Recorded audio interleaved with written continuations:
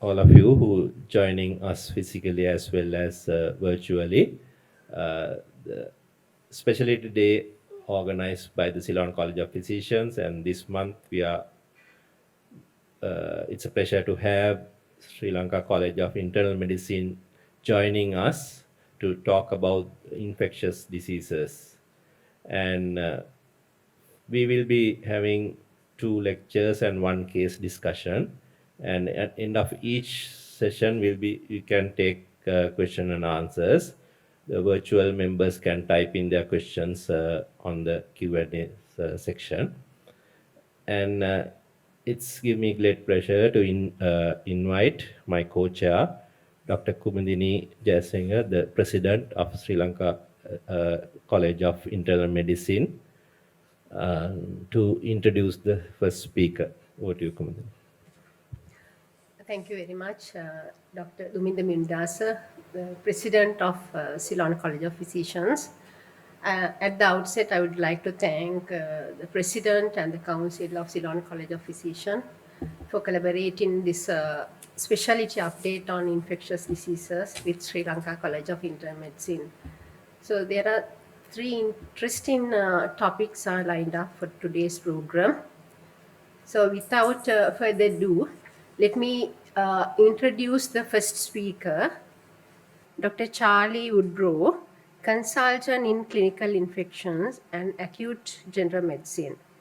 Following his undergraduate years, Dr. Woodrow received his training in acute general medicine and infectious diseases in the United Kingdom. He received an MRC fellowship to study artemisinin in resistant malaria and spent 8 years working in Thailand. He later completed his PhD in 2002. He is the recipient of Lancet International Fellowship, under which he worked on human African trypanosomiasis in Angola. He has also worked in Kenya and Ghana. He has been working as a consultant in infectious diseases and acute general medicine at Oxford University Hospital Trust since 2017. He is the clinical lead of the Department of Infectious Diseases of the John Radcliffe Hospital. His title of speech today is Infections Old and New. I invite Dr. Charlie Woodrow to deliver his talk.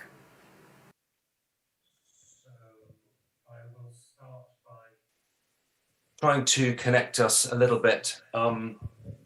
It's a bit surreal because it's 6 a.m. in the morning here in the UK, 6:30. So I just try to really use this chance. Thank you, Dr. Munidasa and Dr. Jayasinghe for your introduction, and thanks for the invite also to Dr. Lakmal Fonseca. These are, we have a big connection in Oxford, and I think there are other hospitals in the UK who have this also, with a big connection with Sri Lankan doctors and in Sri Lankan internal medicine. You may recognize some of the people on these photos. So Dr. Pamaditha Madanayaka and Dr. Chamara Dalugama are on these photos as well, and they have really been a huge part and continue to be a huge part of our medical units in Oxford, and it has been a fantastic exchange, let's say, to have some fantastic doctors joining our teams. We do really appreciate that. So, and I don't know, I know Lakmal is in the room, but I don't know if others are watching who have been to Oxford. Also, we even try to make Sri Lankan food in my house, but not always as successful as your medical contributions. Just to warm up and get a sense of who is there, both in your auditorium and also online, I'll just try this test. So if you take your smartphone and get the camera function, and as if you're going to take a photo of the screen, and you try to capture that QR code, and if you wait a second or two, you should see the Slido text come up, and you just click on the Slido with your finger, and it should take you to the question. to those, the first question is where you are working. So this is just a warm-up to see if we can get this technology to work. So point your camera at the QR code and hopefully it will just hover over it and you'll get the Slido number, the Slido text coming up. Click on it, it'll take you to a website where you can put something in, and I think it's beginning to work because I've got this running on another computer. And you can say where you're working just to get a sense of this. This is good. It gives me a sense of where you are and just the overall number and of people and where you are. It's a shame I won't be able to project the results very clearly, and certainly not as a map. But if we had the better technology, we could just instantly show where you are coming up on a map. But everything has its cost. So I think so far we have 37 votes, which is good. I'll just wait for another minute. So this is your hopefully it'll work for most smartphones, and you'll be able to interact a little bit. So we've made 40, that's probably a good number. I was hoping for the half century, but it's going up still actually. So we're coming up with, let me just see. So I can't present the results directly on the screen with the Mac that I'm using, but let's look at the results. I think you should hopefully, now you can see let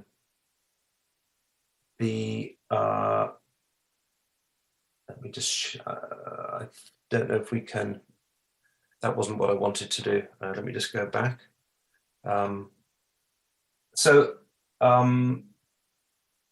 At the moment, we have Colombo winning with 42, which it doesn't surprise me. I think you're in Colombo at the moment. And then Kandy is 3, Panadura is 2, Ragama 2, Gaul 2, Polonnaruwa 2, and then 1 in a large number in several other places. So thanks very much for all those votes. And so that's good. So we have at least 50 people able to use this. Let's just go on to the second question. What's your position, and are you a consultant registrar or some other? Good. Registrar was first in the answer, as always. Good. Maybe slightly quicker on the technology than the consultants, but they're catching up. So good. So I think it looks like around 3/4 are registrars, and according to the results. So there might be a selection bias here in the technology, as I said. Good. And finally, for this session, I actually wrote this question yesterday. Let's see if this is a bit more technical. This is a bit of science. So it's which of these players I think you can put this in order on your phone. Who scored the most runs? Try and put them in order. So the order you select the options is your sort of vote as to who scored the most. So that's good. So let's just see who's okay. Yeah. Yeah, so that's going well. So sorry to drag you away from medicine. I didn't get quite as much sleep as I wanted, as England were in a tight test match against New Zealand, which actually we lost by 1 run in the last session. So it was hard to sleep after that. Anyway, it takes us away from other problems in the world. So I think you're very close to having it right. According to my screen, I wanted to show you the results on your phones, but what you've said is you've put Sangakkara first, ahead of Cook and Jayawardena, and Root at the bottom. Very close. But here are the results. So here's the truth. Cook just ended up 72 ahead of Sangha. Jayawarden in between, and Root still catching up with 95 yesterday. In fact, this is out of date, so he's already overtaken Steve Waugh.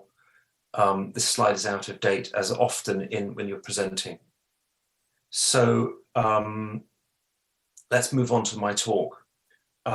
Great to know that we've got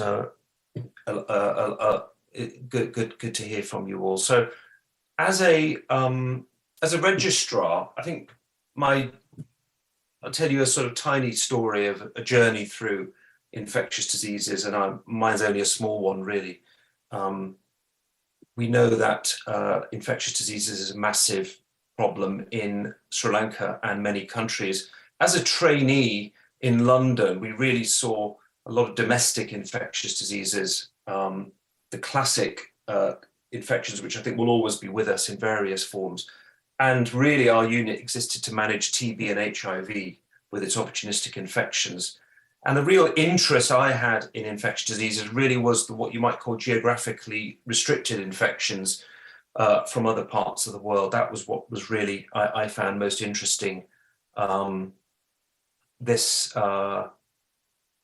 scene is in Angola at a sleeping sickness center, where really the world is a very different place to how it is in the UK. And that was what really interested me, in how medicine worked in different settings. This was actually a boy in London with East African trypanosomiasis and this chancre, which is leaking trypanosomic fluid.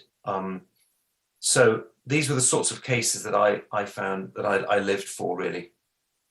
And now, of course, in Sri Lanka, you've eliminated malaria very clearly over the last 10 years. And the same actually in Europe. We did have malaria in England up until the 20th century, quite remarkably. But malaria was really what I found the most interesting of all. So we'll start off with something I'm familiar with, and you may be a bit less familiar now in Sri Lanka because of your elimination program. So this is a case just from the last 6 months. A 19-year-old student who went to his local hospital with classic story, really, having been to Uganda on a trip. And he'd been all over the country, pretty adventurous trip. And that's the same when people go to Sri Lanka.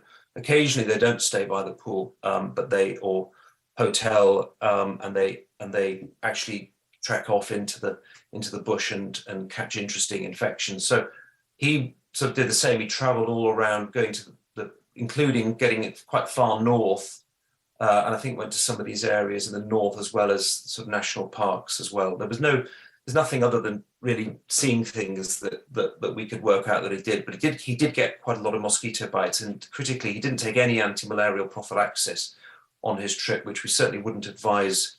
That would be against our advice for this sort of trip. And just to show a tiny bit of that country, the right-hand figure shows where the malaria is, basically, which is all over, but you can see a higher concentration in terms of incidence in the north and west. You can see why that is, because it's a low-lying area. It's going to be more tropical, and the rest of it's going to be slightly higher up. So I think this is simply about temperature and mosquito prevalence. So these low-lying areas, this is the Nile up here, and that's where we're seeing the greater amount of malaria. So he was tested for malaria, had Plasmodium falciparum. He was treated with our national first-line treatment, artemether lumefantrine. He improved and went home from the other hospital. Then he came back 2 weeks later with the same story, really, a bit more prominent cough, and again was shown to have falciparum. Again was given to start with intravenous artesunate and transferred to our unit. Not because he was particularly unwell, but just a bit of a puzzle now as to what was going on. By the time he got to us, he was improving. So this is the third question. So actually, sorry, you'll have to hover over this again and set up a new slider. So on the poor man's slider that I'm using, you only get 3 questions. Lakmal had that same problem when he was trialing it as well. So I'm just going to, hopefully that will activate a multiple choice question for you. So what would you now treat this patient with?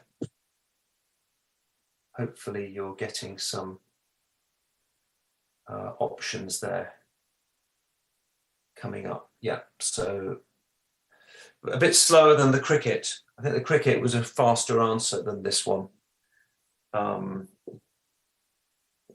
But you're catching up now.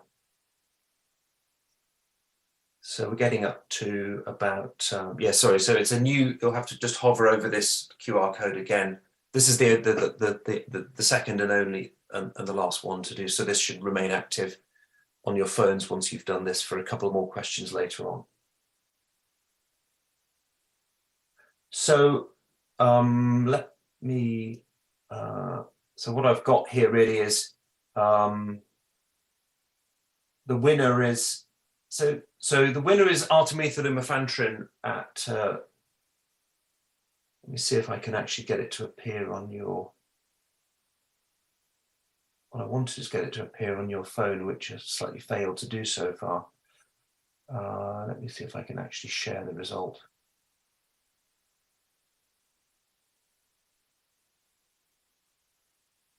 It won't show it actually on the on your screens. Never mind, on your phones. I can tell you the winner is artemethyl lumefantrine, 42%, and Malarone and quinine doxycycline, probably both acceptable alternatives. So 1, 2, and 3 would probably be the all actually acceptable options. Primaquine you wouldn't use. That would be a treatment for Vivax and Ovale to clear liver forms. So I wouldn't use Primaquine. And obviously you would normally be using that as a second agent.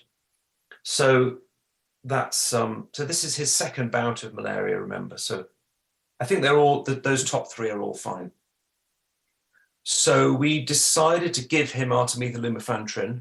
Riamet is the trade name, and again he improved. We advised that this drug needs to be taken, it's a combination drug, it needs to be taken with fatty food for the pharmacology.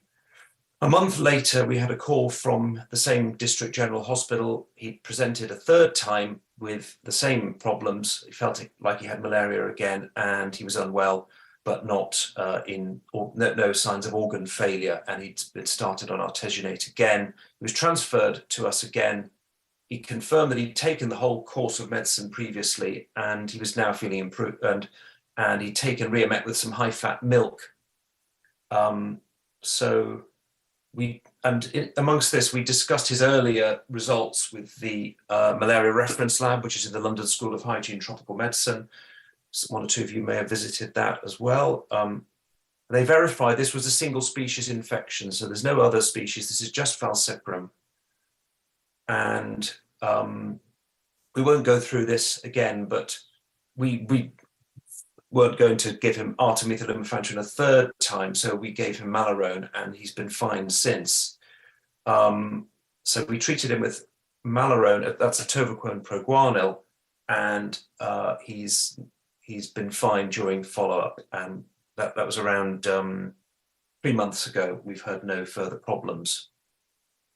So that's a sort of total line of his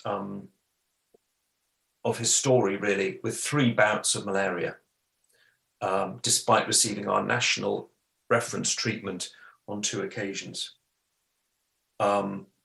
After discharge, results came from our reference lab showing that, some of you may have followed the story, which I just summarized briefly on the right, which is the evidence of a form of artemisinin resistance which has developed in Southeast Asia initially. This is not spreading from country to country, it's arising independently in various countries. And within, this patient has a particular mutation in the Kelch13 protein. And this was actually the first case of such a mutation from sub-Saharan Africa presenting in the UK is our case. Actually, it's as always, with combination therapy, things are more complicated than a single drug. This also probably reflects a reduction in the partner drug, that's the lumefantrine, a reduction in its efficacy. And the future of this is really quite, I think this did bring home to me the problems. This patient, if you fail a treatment twice, then the probability of it working is probably 3/4 or less, isn't it? So, this treatment really isn't working well in that area. And the big question is, will this lead to a resurgence of malaria in Africa and perhaps other areas as well? And behind a lot of malaria issues, of course, it's always complicated by politics, and the pandemic has made a difference. So that was the old infection of the title. I want to talk about some newer infections and newer problems. This is just something in discussions with Lakmal, I thought we would talk about this case fairly briefly. This is a story. This is not the patient, by the way. This is at the top right of the slide. This is a competition at sort of traditional fairs in the UK where you try to throw a Wellington boot as far as possible. Don't ask me why it's popular. It's called welly-wanging. And this man had done this 3 days previously as a sort of, I think he reignited a sort of competitive instinct. And he sort of did his shoulder an injury. Actually, he'd done that a couple of weeks before in this competition. And then he presented about 10 days later with really quite unwell, with a headache and a lot of pain in the body, multiple sites of clearly an infective problem. He started vomiting, had a bit of diarrhea, and got a bit confused. So classic presentation of sepsis, really. Not much in his past medical history, but he does, probably, you could say he drinks more than is healthy in terms of alcohol. He looked unwell when he came in, febrile. He had a loud murmur consistent with an aortic valve problem, and he had moderate neck stiffness as well, and his right shoulder had limited range of movement. So instantly, you've got a sense of an infection that's occupying multiple sites. Just as now, you must make the differential diagnosis before the investigations, is what I'm always telling our medical students. So you could be thinking about the differential diagnosis now, and I'll ask you in a second, but just for simplicity, I'll show the basic blood tests, which show a neutrophil leukocytosis, slightly reduced platelets, and a non-specific sort of picture in terms of LFTs, renal function probably normal for him, and a high CRP. He had some blood cultures taken. He had some blood-borne viruses. I can say those were all negative when the results came back. So his radiology didn't actually show much at the beginning, the basic radiology. In the UK, CT scanning will be done usually within the first couple of hours of people coming in if there's any indication. So let's look at your thoughts on the organism. So hopefully your smartphones will have updated and you'll be able to see the options there. So what's the likely organism affecting this person with a multi-site septic process? I've thrown a few of the villains into the game as well. So far we've got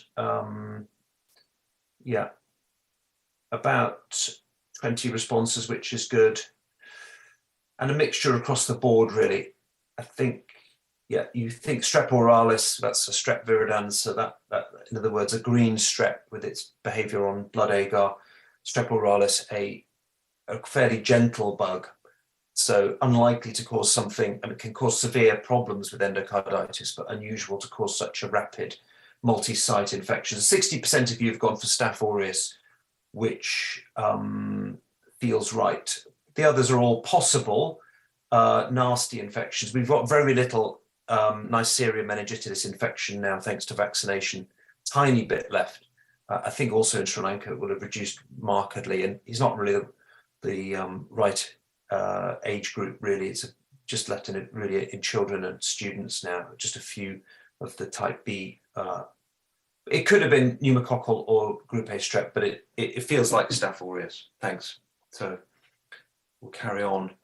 He gets antibiotics that are standard approach. So we kind of hedge it by giving him our sort of sepsis approach, which is comoxiclav, Gent, and ceftriaxone for meningitis, and intravenous fluids and Pabrinex.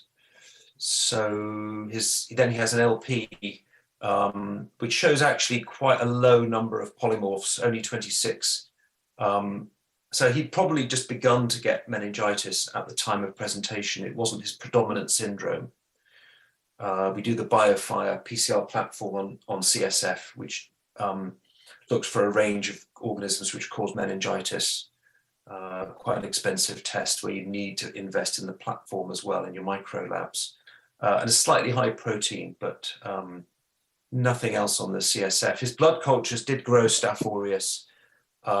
We realized this was an aggressive Staph aureus infection. He was sort of narrowed onto flucloxacillin, but we also gave vancomycin while waiting for the sensitivity results in case this was MRSA. He had an MRI of the whole spine, so we tend to get quite a lot of investigations done on patients. And I'm sure in some of your hospitals you can do all of these things. He did have shoulder fluid, and they actually aspirated a small bit of turbid fluid from the right subacromial bursa, which also grew Staph aureus, I think probably about 20 to 24 hours after admission, so that remained culture positive. So he clearly had multi-site infection. He began to improve. Within about 5 days, he'd improved. Inflammatory markers sort of improving to some extent, kind of halfway through this graph.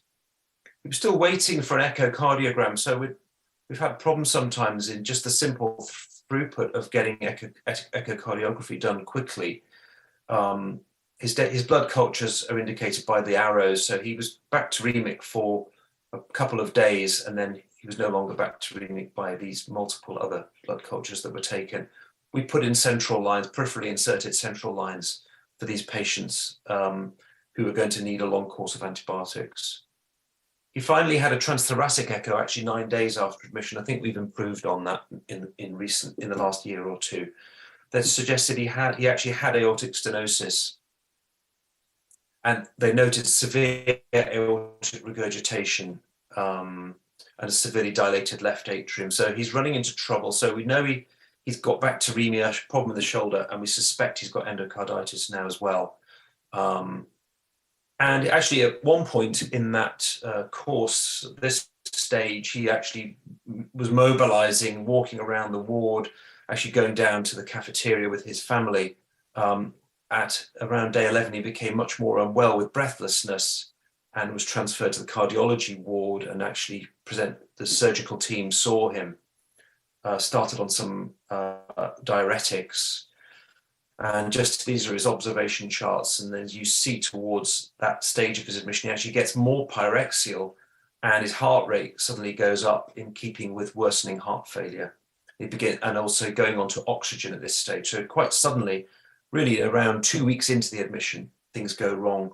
He develops essentially cardiogenic shock and oliguria.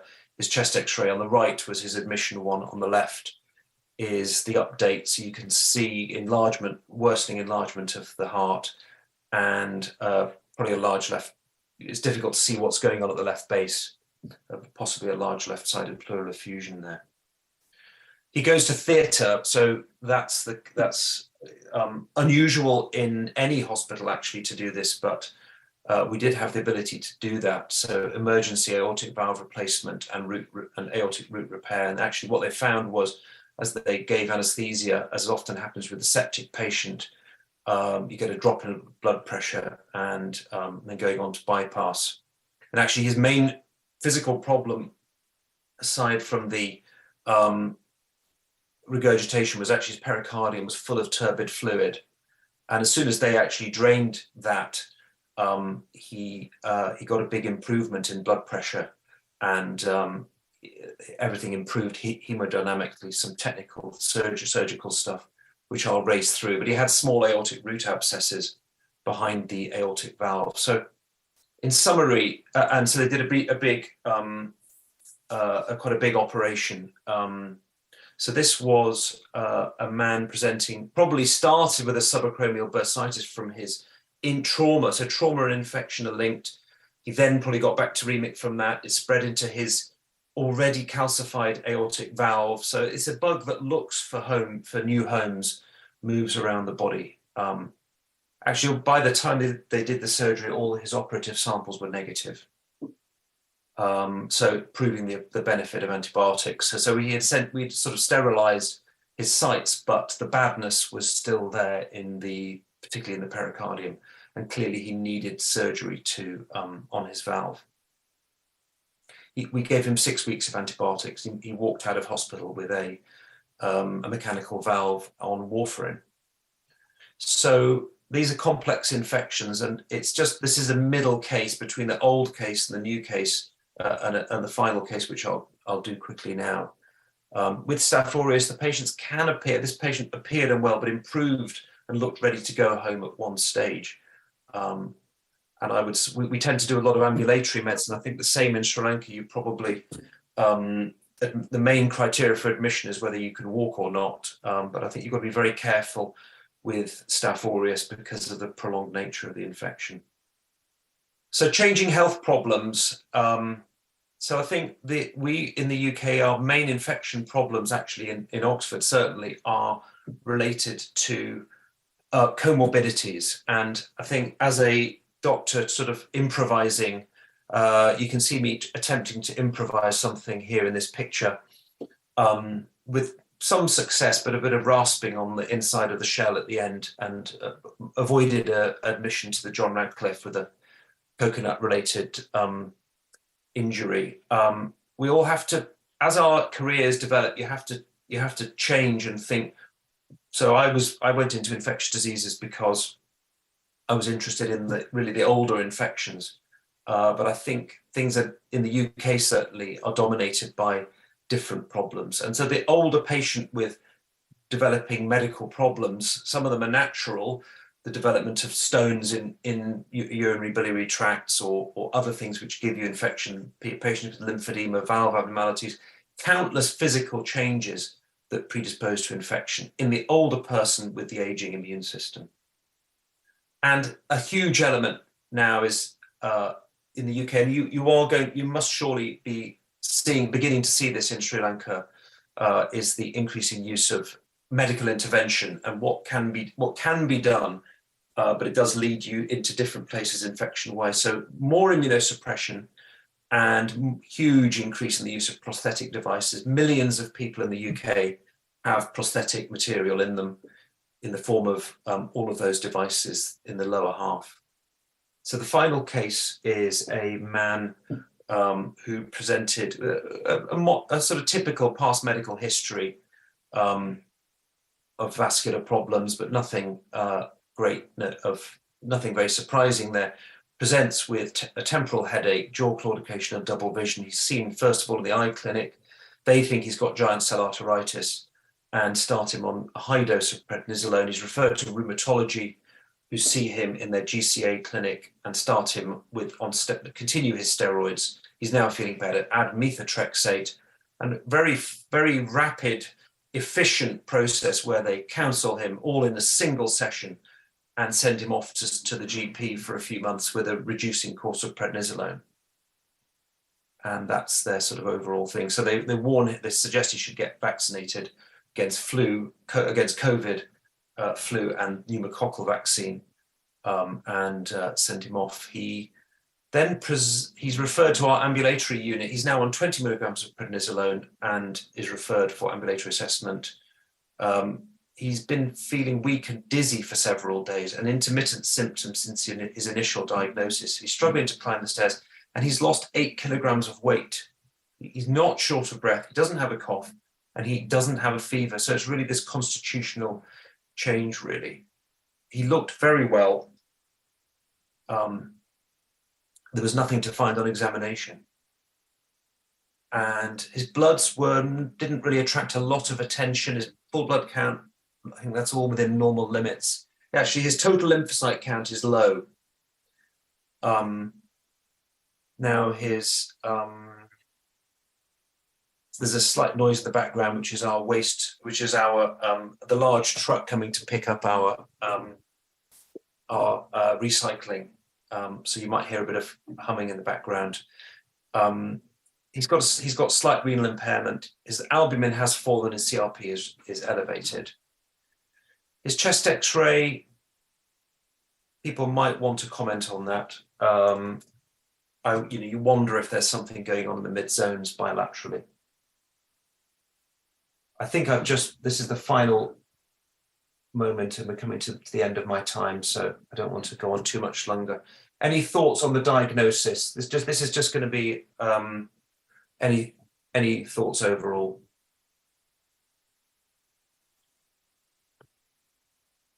Hopefully you've got to type these in, but just to keep you thinking, what do you think the diagnosis is?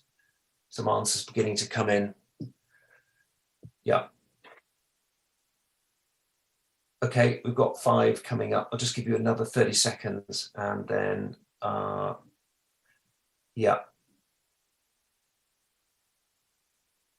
Yeah, some good thoughts in there. I like the melioidosis. Yes, good one. I think he would have had to have traveled, and I didn't hide any interesting travel history, I'm afraid. And it can be a prolonged presentation, melioidosis. I mean, it can be, months after. I'm sure you're the experts on this, but it can be months later. But I don't think he'd had any foreign travel within a couple of years of this episode. Your main votes are TB and PCP are at the top. I think TB winning around half, and you've also PMR as a thought is this a relapse of his polymyalgia or giant cell arteritis? So you put PCP and TB. Okay, I'll move on.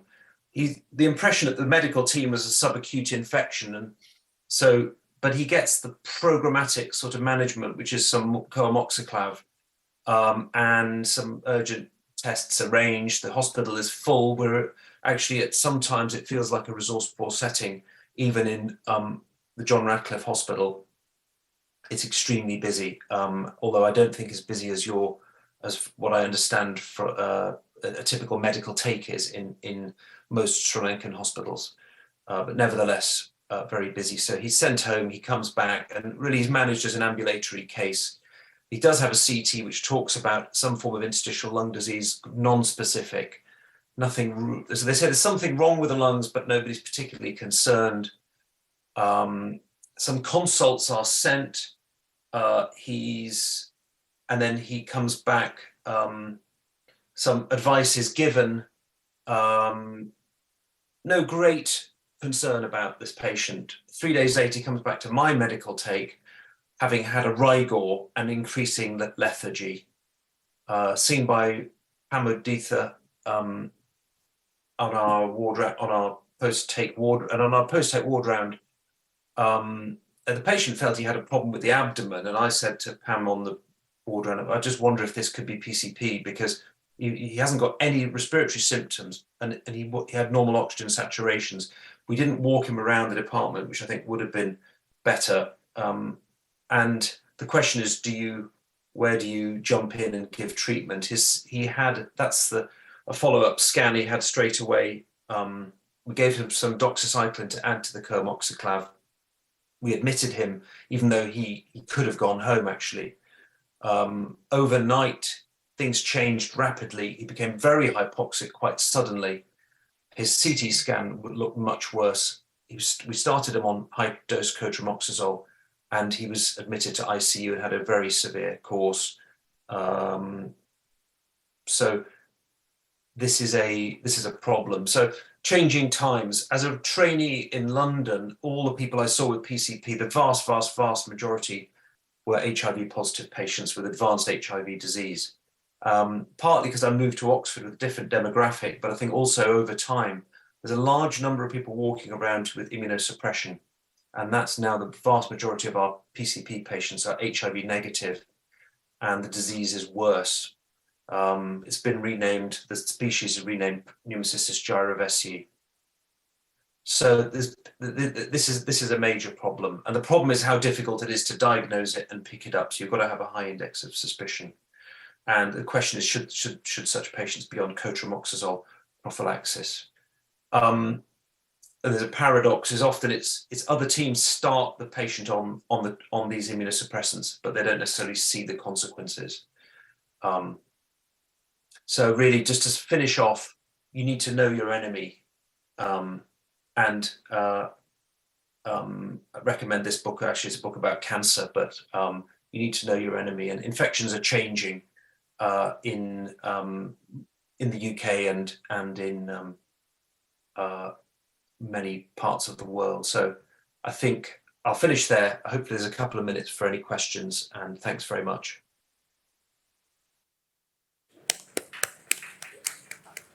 Thank you, Dr. Woodrow, for that presentation of different infections with very well presented with case histories. Any questions from the audience? Yes, Dr. Puldisanayaka. Thank you, Dr. Woodrow, for that excellent lecture. About malaria, now this in Africa, the artemisinin resistance is coming up. And in Sri Lanka, we are getting these travelers from Africa coming to the country. And we have got rid of malaria here, but we still have the mosquito. So where do we go? Do we have any alternative medications coming up in your armamentarium? Thanks. The question is about new treatments. So there are new drugs. The question for the drug companies is how they can gain an advantage over existing drugs. Yeah, that's hopefully you can see me again now. Yeah, thanks. So I think the reality is that artemisinin combination therapies are going to be the mainstay of treatment still for decades to come. The question is how to use them. And it comes down to the complex decision about the partnership, as you do with TB and HIV, how to use them, because no other compound is going to come up quickly that's going to replace the punch that you get from the artemisinin. So the current discussions are around either rotation of those existing different options for ACTs. So there's 4 different ones that are available, and you could probably intelligently shift from one to another according to the history of your country and what other drugs have been used. And then there's discussion about triple formulated ACTs, where you have 2 partner drugs and the artemisinin, so you're protecting it. There are new drugs, for example, so I think you call it cyprogarmin. It's a metabolic inhibitor, very rapid acting. But to gain an advantage, and those you'll see the trials on those, very rapidly effective, but you will get resistance, probably selected more quickly than we've seen with artemisinin. So I think ACTs are still going to be the reality for the next decade at least. Hi, I'm a neurologist. I'm just wondering, in the second case, when you have a CNS infection with endocarditis, wouldn't you have gone for valve replacement earlier? Yes, there's that. There's a paper from research paper from Korea where they report better outcomes from early treatment, early surgery. It's the one paper that shows this, and I think you've got the dilemma of the septic patient at the beginning, who you don't want to put through a very large procedure. I think the other element is the logistics of emergency surgery, which is going to take you 3 to 4 hours to undertake. And in Oxford, I have to say we're not perhaps as well resourced. I think in some countries, probably United States and Germany, you've probably got more space to do this. I think this is one of the few patients we've operated on in the acute phase. I think probably around 5 to 10% of our patients would have an acute operation during the first week of their treatment. You're right in that you're very worried about embolic phenomena, and you can prevent those with surgery. So I think, but the evidence isn't very good for what the outcomes would be. As I said, there's only one paper that's done the actual trial which reported positive results. But if you'd taken that patient in the first 24 hours and said, we're going to operate on him now, I think you would have found it very difficult to convince our surgical team. They'd have said, let's get him slightly better with antibiotics. And also, by the way, we don't have space until Wednesday. Do you really need us to do it now? So the reality of it is not different to how it is in many countries in the world. We tend to be a bit more reactive, and in that case, the reaction worked, but it would have been, one could have probably done it 24 hours earlier. In retrospect, thanks for the questions. One last question from the virtual audience, Dr. Woodrow. What is the recommended regime for cotrimoxazole for PCP prophylaxis in a patient with immunosuppressive drugs or on chemotherapy? Yeah, so I think the big question there really is, do you start or not? Standard would be 960 milligrams, so one large Cotrim tablet, 3 times a week.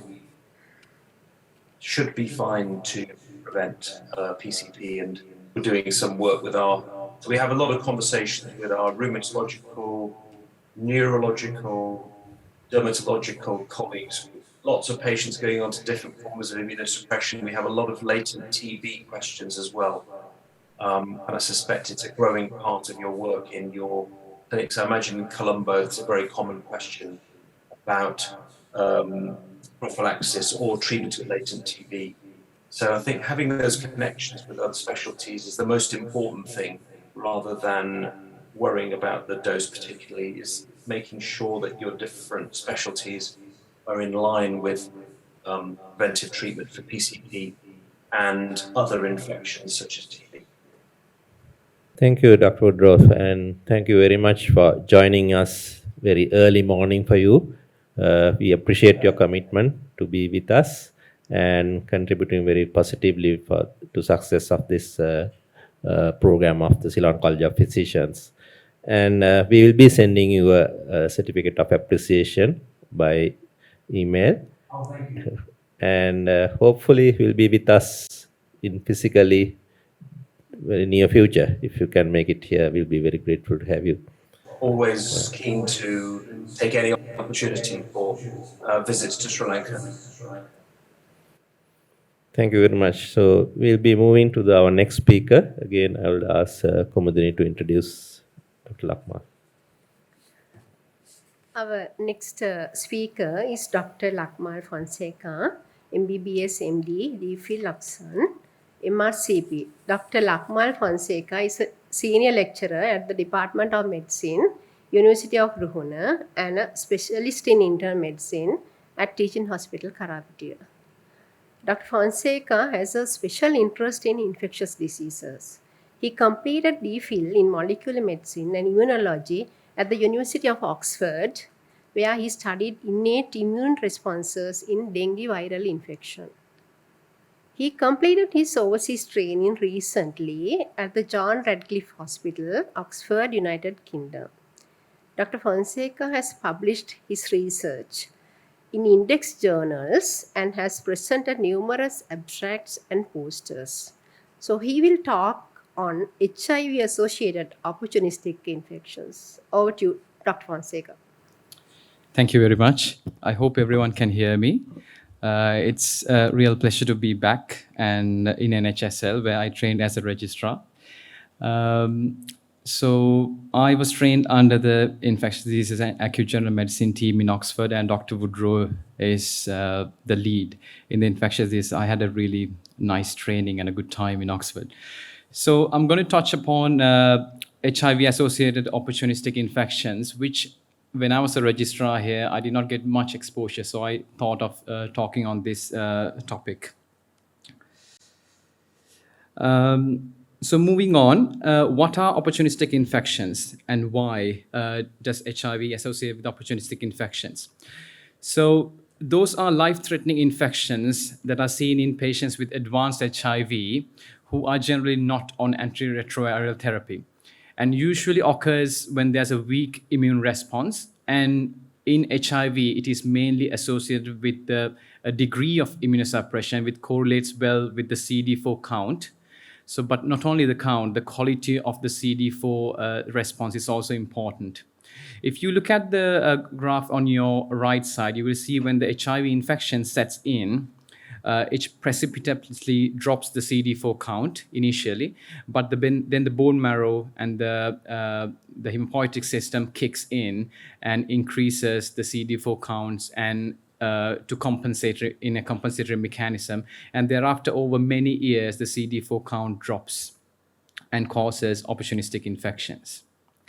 So HIV directly attaches to the CD4 cell and induces cell lysis.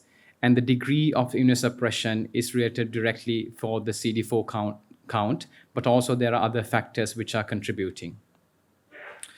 A brief outline is I'm going to mention briefly about the CD4 count and what are the opportunistic infections and principles of managing opportunistic infections in advanced HIV, and also regarding 3 key opportunistic infections.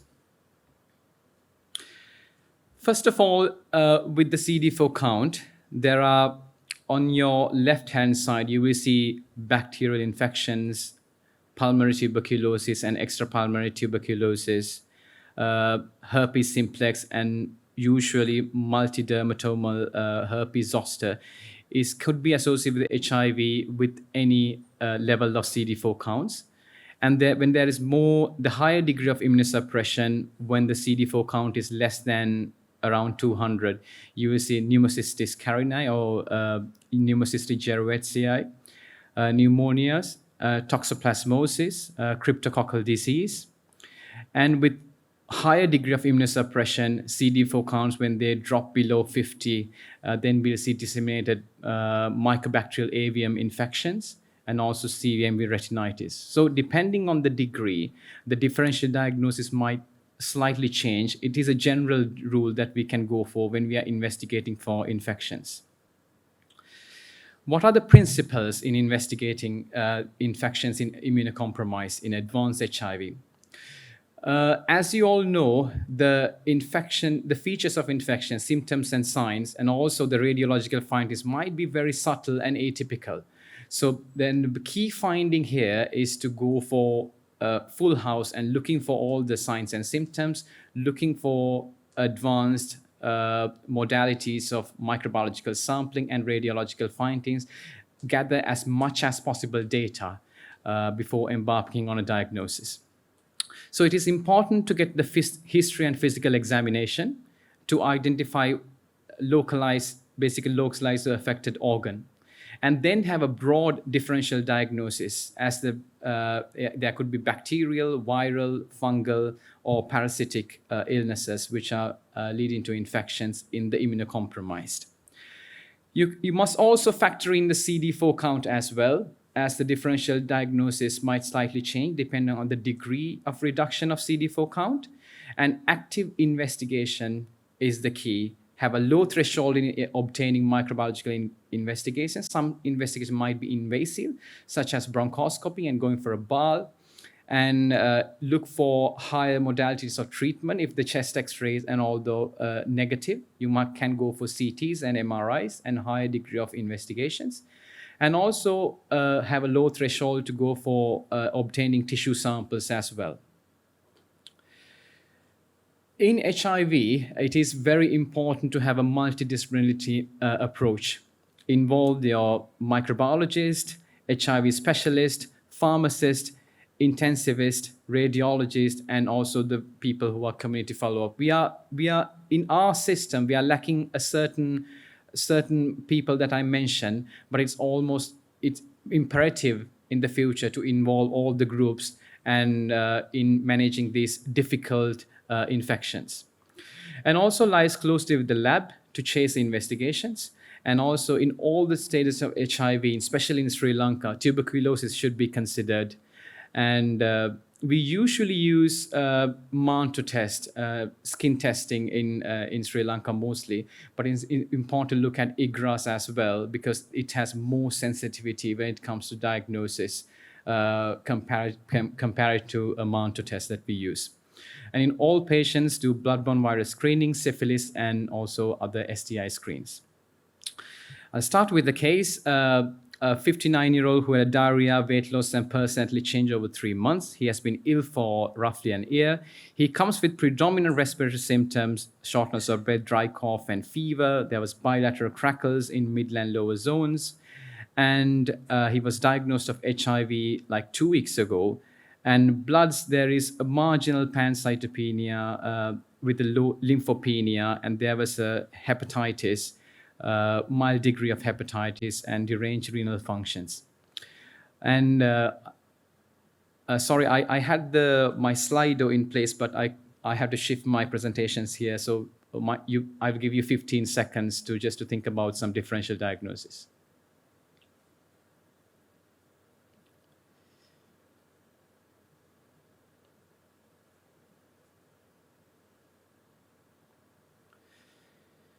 So differential diagnosis here, so we have to locate what is the organ system just predominantly involved here. But you will see from here, you will see the predominant organ system in the respiratory, but you will see there's a personality changes over 3 months. So maybe a CNS involvement, that hematological system is involved, renal system is involved, and basically it's a multi-system involvement with predominant respiratory presentation at this time. So we have to always think about conventional infections such as bacterial pneumonia and seasonal viral infections such as COVID and influenza, and also look at opportunistic infections. Pulmonary tuberculosis should be number 1 in our setting. Other than that, pneumocystis jirovecii, CMV, fungal infections, cryptococcal aspergillus, and mycobacterial avium complex infections. So we went ahead and did a number of investigations. If you can see from here, blood cultures were negative, chest X-ray was normal, and we went ahead with doing a CT, which showed a ground glass appearance in the middle and lower zones, and it was queried as whether it could be COVID. And COVID PCR was positive. The CD4 count was 10, so this falls into a category which is less than 50. And always we had to check for bloodborne virus and syphilis screen. It was negative. Look for evidence of TB with sputum and blood cultures, which were negative.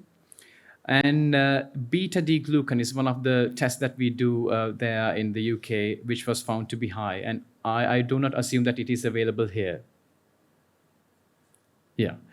So I'll come back to that later, what beta-D-glucan is. It is one of the important screening tests that we can use. So the diagnosis which was assumed here is pneumocystis jirovecii pneumonia because of the CT appearance and also the beta-D-glucan level. So we managed the patient with IV antibiotics, remdesivir and dexamethasone for COVID, and treated empirically for PJP. It is important to start the treatment well ahead rather than waiting for the final results, but it's important decision whether to treat or not. But in this case, with HIV, with severe degree of immunosuppression, with predominant respiratory symptoms, it was the likely diagnosis. We went ahead with bronchoscopy and BAL very early, and finally the PCR came positive, and it was negative for TB PCR, and aspergillus antigen, which is looking for aspergillosis, was negative. So PJP or PCP, it's a fungal pneumonia which is occurring immunocompromised. The main risk population is the patients who are having low CD4 counts, less than 200. But not only the CD4 count, it's all the duration of immunosuppression. How long has the patient had reduced CD4 count? Both these factors are important. And also, if there's a history of oral thrush, that is also one of the most important features that we can ask in the history that would point us towards the PJP. Because if you see from the statistics, it's near people who are having oral thrush before has a 30% chance of having a PCP or PJP in the background of immunosuppression due to HIV. So if you see from here, this published in NJM some time back, the cumulative incidence of PCP is increased when the CD4 count is less than 200. These are the percentages. It's around 8.4. And if you go to the right side, this is the duration of having low CD4 counts. When the duration increases, the risk of PCP also increases. And when there's an oral thrush, it also increases, and the duration of you having diagnosed of oral thrush and not intervened, again, the PCP diagnosis, the risk increases. So PCP is an atypical fungus. It cannot be cultured, so we might not be able to culture the bug. And it lacks the usual architecture of the fungus, which is ergosterol. So we cannot give amphotericin or any other azoles. So main mode of treatment is cotrimoxazole, as it uses the folic acid pathway for its metabolism. And also it has beta-glucans in the cell wall, which is a component in the cell wall which is useful diagnostically to detect, suspect the disease well ahead. So I'll go to this side first. So beta-D-glucan is the fungal cell wall antigen, and it has a very quick turnover. The results might be available within 24 to 48 hours, and it detects invasive fungal infections. But it not only be positive in PCP, it will be present in other infections as well. But when you are managing severe infections like this, it might give a lot of information beforehand and further plan the confirmatory testing. So PJP, the radiological findings, if you see in the first X-ray on your left side, it has the typical perihilar mid-zone shadows with the bat wing appearance, and you will see ground glass changes in the CT, and they can also have pneumatoceles, which can later rupture and lead to pneumothorax. If a patient with HIV who's having pneumothorax is until proven otherwise, it should be a PCP. Investigations, usually it's best to do a bronchoscopy and BAL and perform a PCP PCR, which has a very high sensitivity and also a very high negative predictive value. And because of that, if it is negative, you can basically exclude the diagnosis of PCP pneumonia. And doing a sputum PCP will not be very reliable, as PCP can be a colonizer in the sputum and the upper respiratory tract. So its best sample would be going for a BAL. And one beta-D-glucan is another test that we can do in serum. If it is positive, it will give some evidence that it could be PCP, and we can go ahead with confirmatory testing. So if you can attempt to answer this question, what is the most appropriate investigation to diagnose PCP? What's the answer that would you give?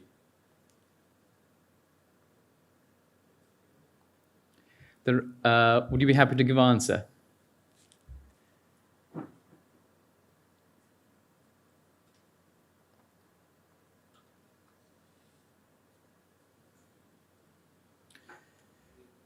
So I would say the answer is 2, beta-D-glucan, CT chest, and bronchoscopy. Sputum PCP PCR might not be the best sample, as I said. It might be positive when it is a colonizer. And BAL fungal cultures in the third, we cannot grow PCP in the fungal cultures. And if you say, there's a word called calcaflow, that is one of the staining that we can do in the BAL specimens, which can identify fungal structures. So here, this is the calcaflow positive, which indicates there's a fungal components in the BAL. Which is not directly indicative of PCP, it indicates there's a fungus there. So, but it is not specific. So I would say a lung biopsy would be a bit invasive. So I think we can go for CT chest and bronchoscopy and BAL, look for PCP PCR. So management, the gold standard treatment, as was discussed before, is the cotrimoxazole. It can be given as intravenous or orals. But if it is not available, there are second line options that we can use. And the treatment is usually for 2 to 3 weeks. In case of HIV, it is important to start prophylaxis thereafter until their CD4 count improves more than 200. So then the same patient, was treated with we treated with cotrimoxazole, and the patient improved. And later, the patient started having diarrhea and started spiking fevers, having abdominal pain, and a slight disorientation. What else would you do at this time?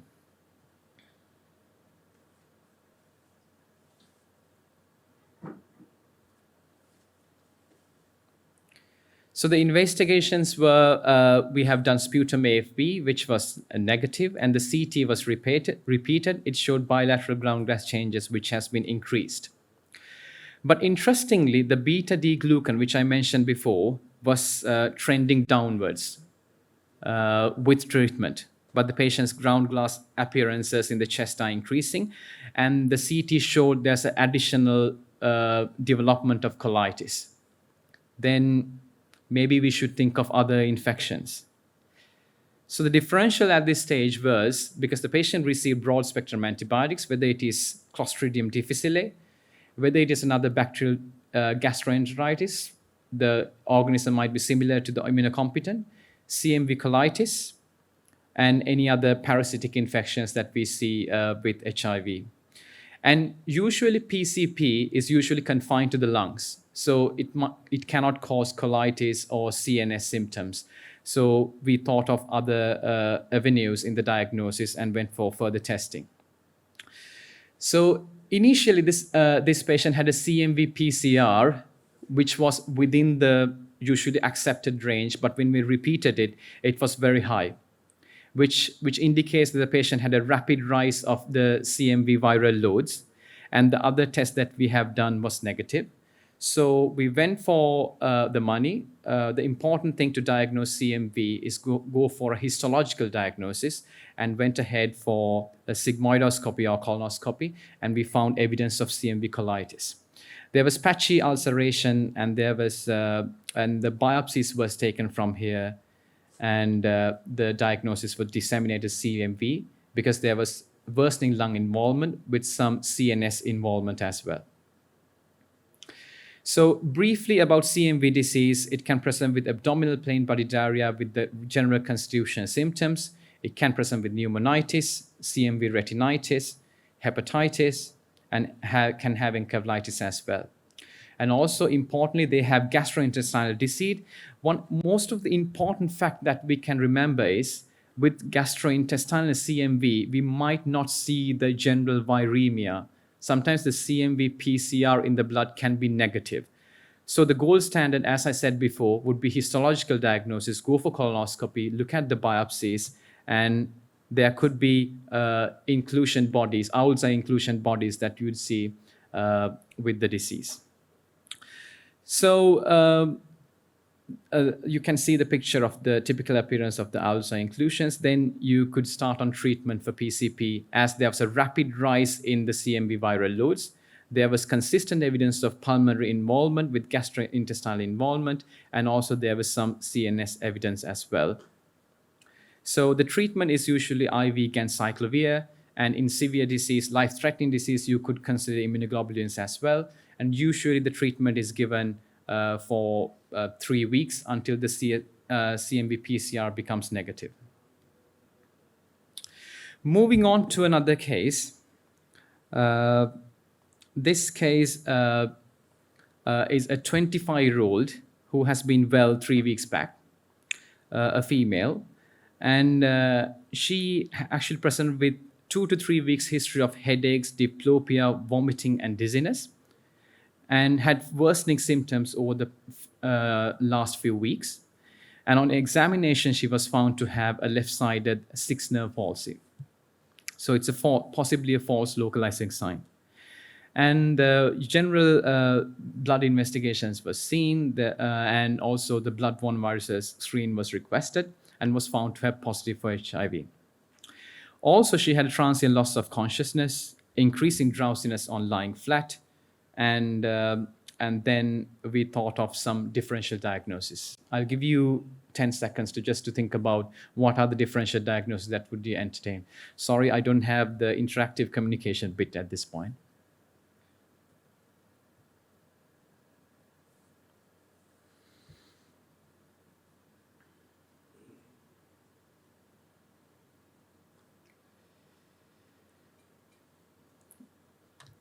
Yeah, so these are the differential diagnoses that we thought. So we have to always think about the conventional infections that we see in day-to-day life other than the opportunistic infection. So it could be a severe pyogenic meningitis with a lot of pus in the meninges. It could be cerebral venous sinus thrombosis. And in HIV-associated disease with immunocompromised state, you must think about TB meningitis, cryptococcal meningitis, and also toxoplasmosis. And also neurosyphilis would be one of the differential diagnoses.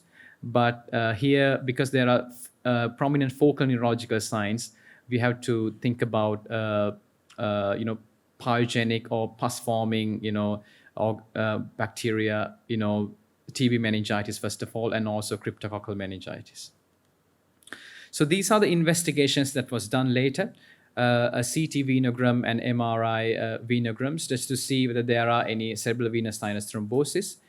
In this patient, there was some subtle white matter changes which you might be able to appreciate, very subtle changes in the white matter, which are,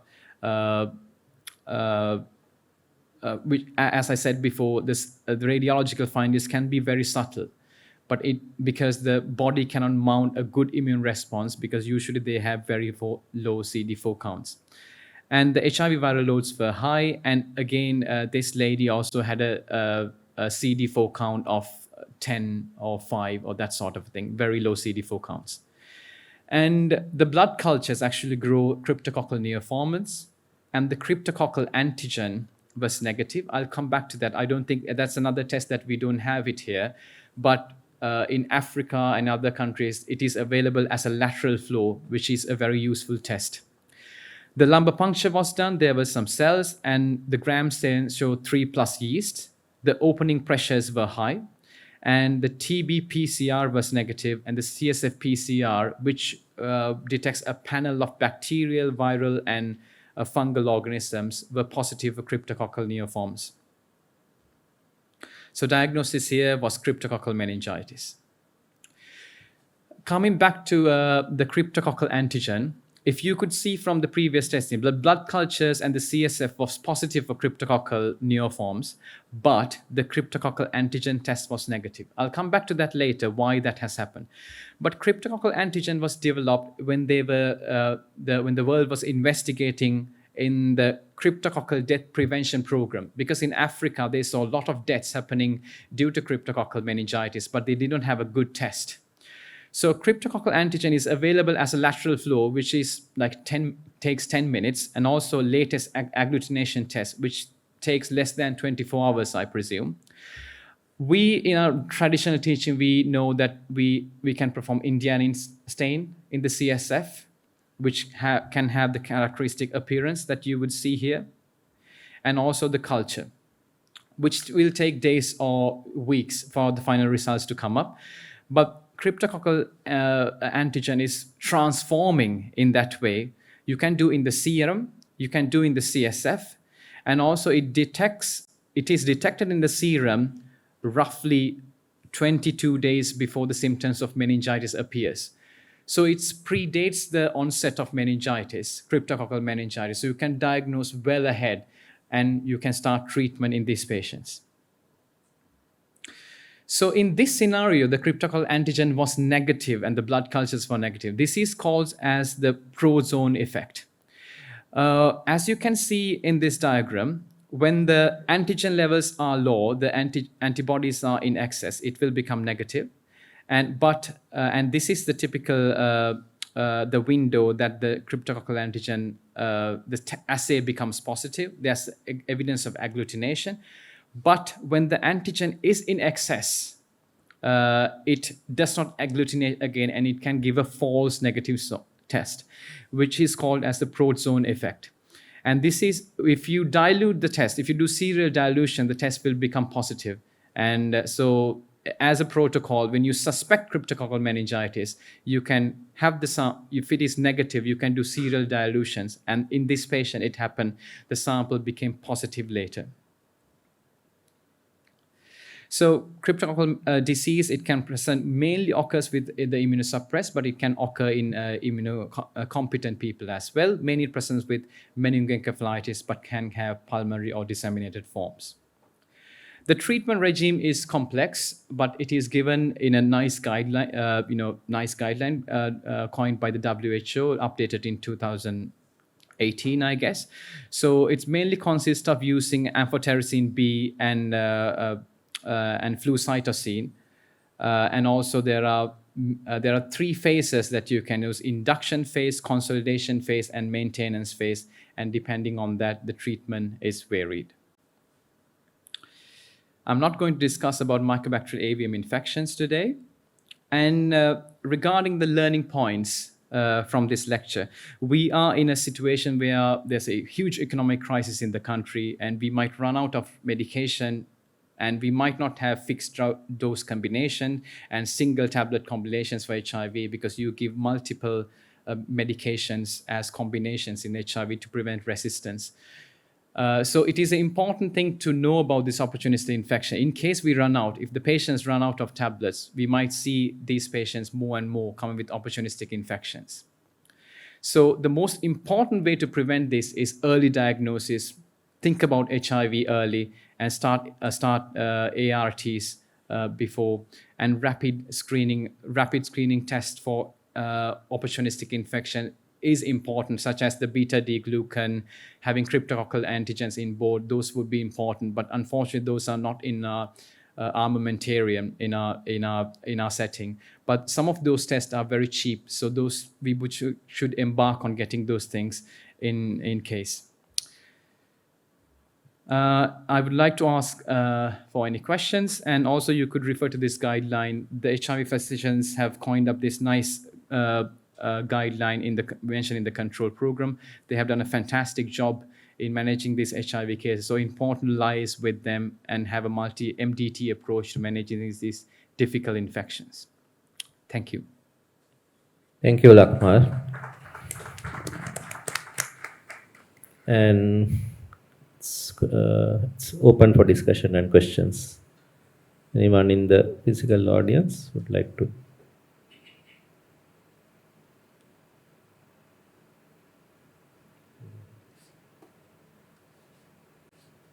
Can I ask a question? Yeah, sure. When the patient is, we are suspecting a patient with HIV, suppose that we do not have the screening test, which is happening actually nowadays. If the patient is having the oral thrush with a possible PCP pneumonia, do you recommend to start the treatment? Are you asking in the event that you don't have HIV diagnosis? Yes. That would be a very difficult question. It's quite unfortunate not to have the HIV testing, but it has happened, unfortunately, in us. Yeah, but so in that case, we have to think pragmatic. And if we think that the patient has the suggestive diagnosis of HIV, judging from the history, the risk factors, I believe it might be our best choice to start on empirically.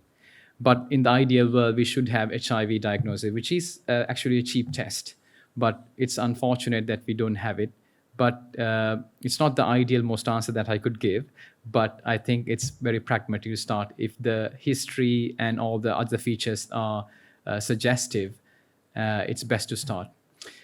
Another important fact that I want to mention is, prioritizing what are the tests that we should have in our health system.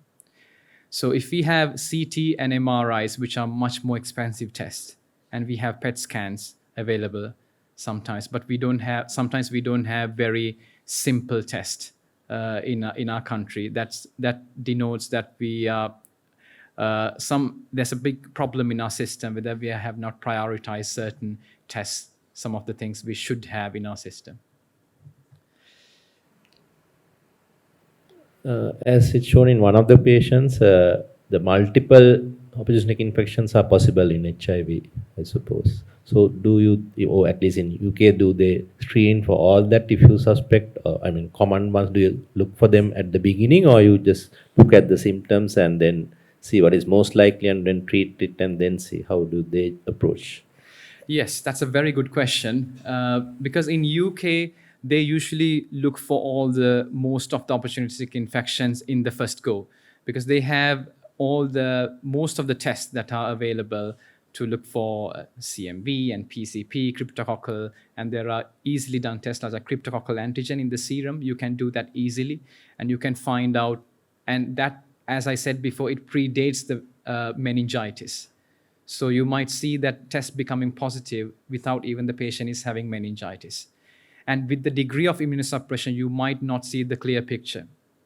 So because of that, it is imperative to look for all the, think about the differential diagnosis very broad and look for all the infections that are necessary.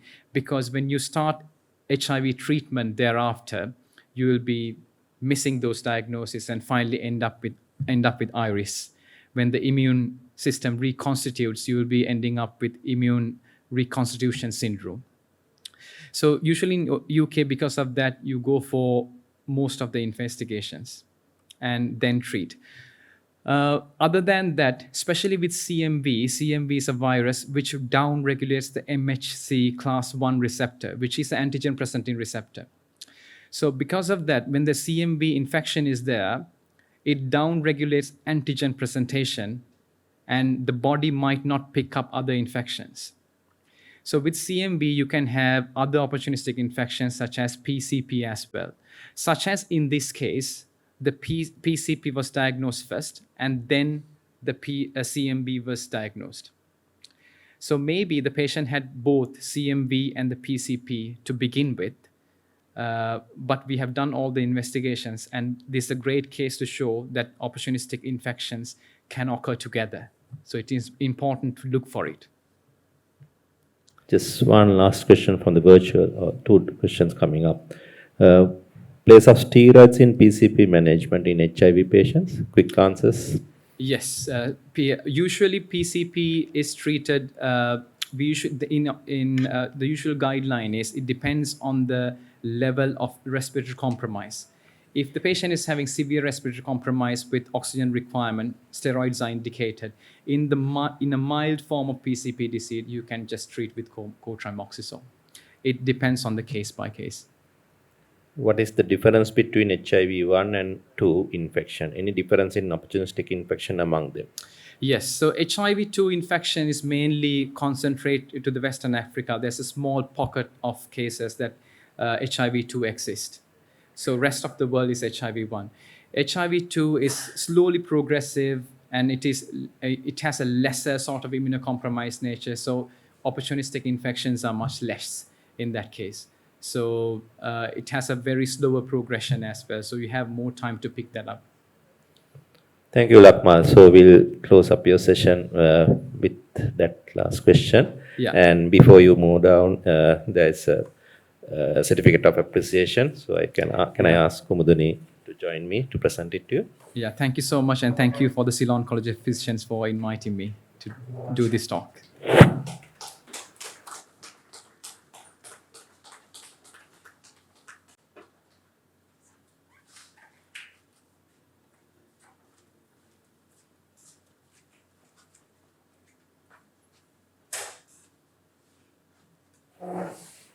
Can I ask Kumudini to introduce the next session speakers? So we have come to the last talk of the day. It's a case-based discussion. It will be done by a specialist and his trainee. The specialist is Dr. Vimalasiri Uluwathage, MBBS MD, FRCP Edinburgh. FCCP is specialist in internal medicine with a special interest in infectious diseases, especially leptospirosis. And Dr. Uluwathage was a council member of the Ceylon College of Physicians from 2019 to 2021, and as a current council member of the Sri Lanka College of Internal Medicine, and is the president-elect of the Goa Medical Association in 2023. And his trainee, Dr. R.S. Kodithuakku, graduated from University of Sri Jayawardhanapura. And he currently works as registrar in internal medicine at Teaching Hospital Karapitiya. So they will talk on a case-based discussion on leptospirosis and all four with new tricks. Over to you, Dr. Uluwatage and Dr. Kodituaku. Yes, since it's going to be a Guru Gola presentation, I would ask both Guru Tuma and Gola to come up here. So I think it will be easy to conduct that session from here. We'll move down. Yes, first of all, together with my registrar, Dr. Ravinder Kodituaku, I would like to thank College of Physicians and College of Internal Medicine for inviting us to do this presentation. And this is going to be a case-based presentation. And I would like to ask Ravinder to start the proceedings. Okay. So thank you, sir, and thank you, Ceylon College of Physicians, for the opportunity. So today we'll take this 40 minutes to sort of outline the importance of leptospirosis while going through a case that we faced quite recently. So to open our discussion, let's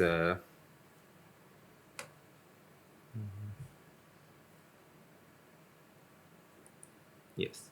So our outline would be what is leptospirosis and the national scenario, the new patterns, upcoming and modern therapies, and also something about the surveillance and the future. Within this outline, we will be discussing our case as well. So to begin, so leptospirosis is something we like to believe that is quite familiar to us. So why do you think we should be discussing this topic? Yes, actually, leptospirosis has been there with us for many decades, and now, according to the well-known figures, it's mainly a tropical disease, and it infects more than 1 million people, and it causes more than 60,000 deaths per year. But still, it's a neglected disease. So not only in Sri Lanka, every part of the world, and especially in tropics, it's a neglected disease. So that is why we need to educate our doctors and the community regarding this illness. Secondly, the leptospirosis has changed. It has changed. The clinical pattern has changed, and all the other the three aspects, so clinical as well as demographic and epidemiological aspect has changed. And because of that, we need to update our knowledge regarding this illness because it's a change in disease. And thirdly, and most importantly, it can be treated. If you detect the infection quite early in the illness, so it is the antibiotics are effective and it can be treated and reduce the complication. So considering these facts, I think we should talk about leptospirosis. Yes. So let's introduce our patient to our audience. We are talking about a 24-year-old married man who is a manual laborer, and he has a history of working as a garbage disposer, and he has removed a garbage collection about a week back before this presentation. And he came to us around 4:30 p.m. in the evening with a significant fever. He was quite ill looking, and in the background there is some history of substance abuse as well. So what do you think about this presentation?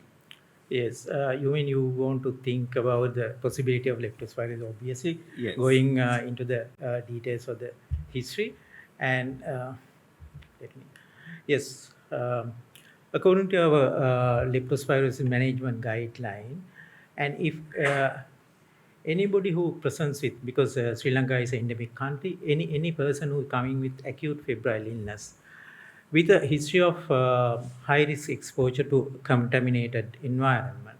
So you have to think about leptospirosis, especially so when it is associated to more of the following symptoms: myalgia, headache, arthralgia, conjunctival suppression, so and so patient on. And actually so complained of myalgia and arthralgia so as forth. well. Yes. So it's a case of leptospirosis is a suspected case of leptospirosis because it is not proven. For the clinical purposes, we call it a suspected case of leptospirosis until proven otherwise, because early recognition is important to start treatment, and because early initiation of antibiotic is effective and useful. So here you mentioned something about this high risk exposure to contaminated water. Can you please elaborate us on this? Yes, actually, some people call it lepto exposure. Yes. It's a misnomer. There is nothing called lepto exposure, but this is the history of being exposed to an environment which is potentially contaminated with the organisms, which is leptospira, usually excreted by rodents, rats, and also it can be excreted by infected mammals such as cattle, pigs, and so on and so forth. So any environment which is infected, which is contaminated by this kind of animal urine, is potentially a risk environment.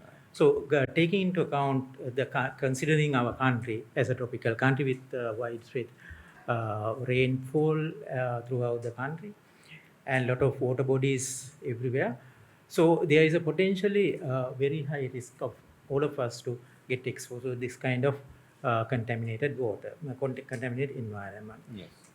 So it's not only farmers make risky, vulnerable to exposed to this kind of environment.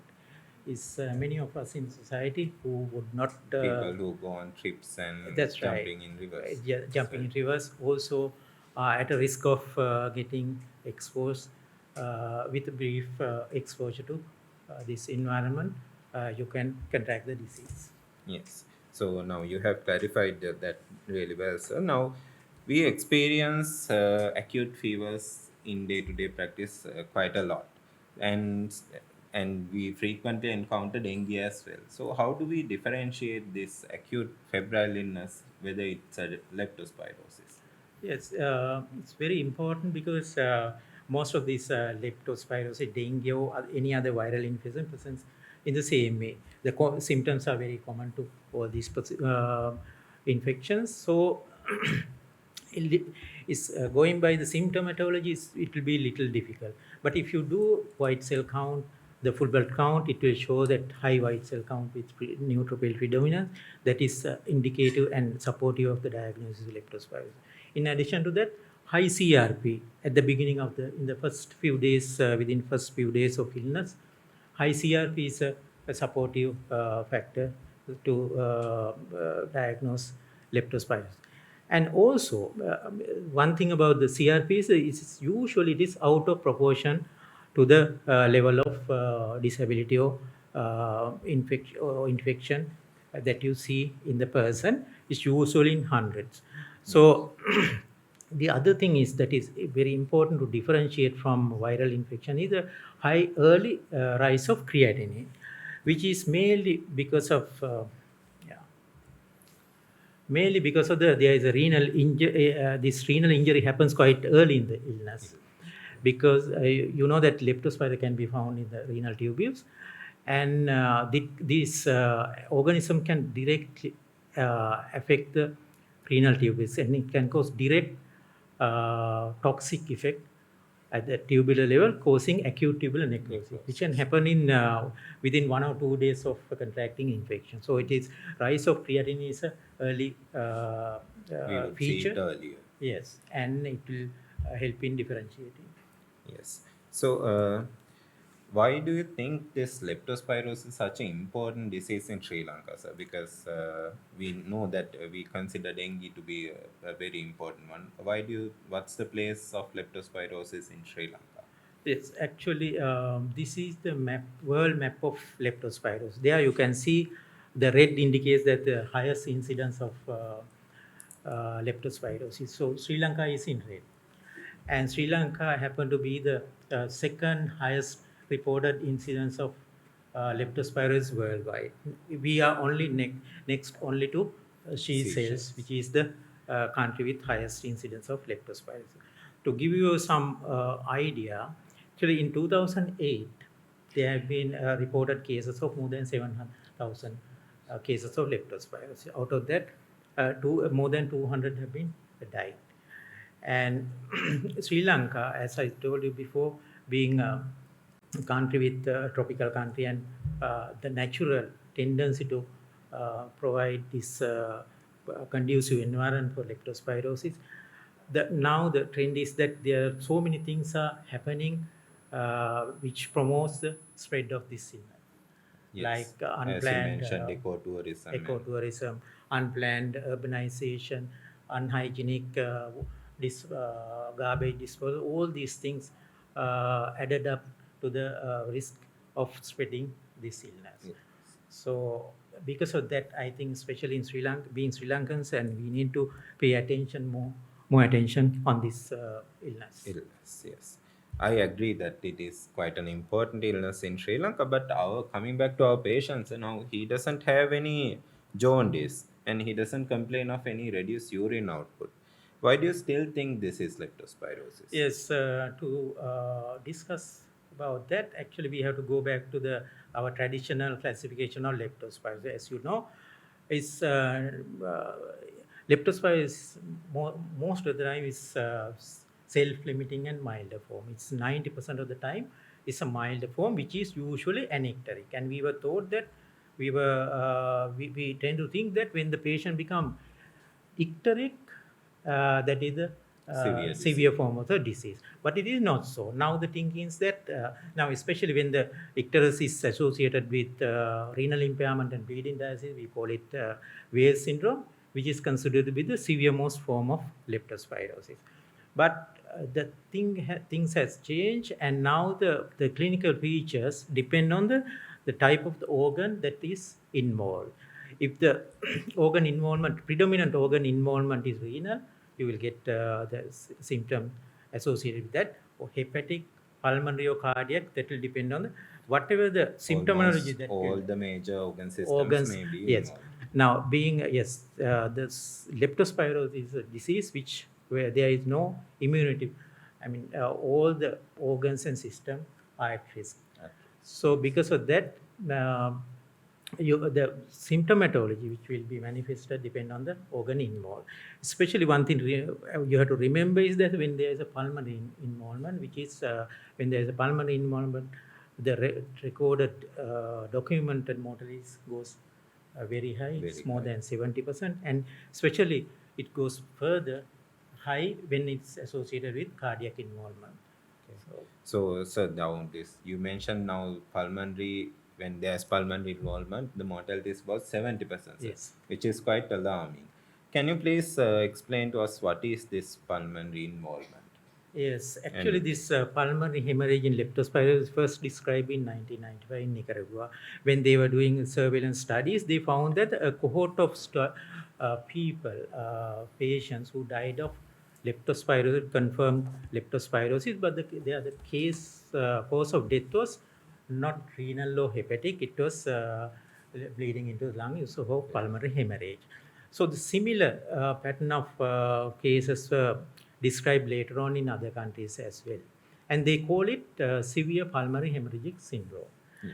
And going back to their surveillance studies at Brazil, they found that this is an entirely new phenomenon. Yes. This has not been there decades ago, but this has emerged recently, and they found that it is spreading all over the world.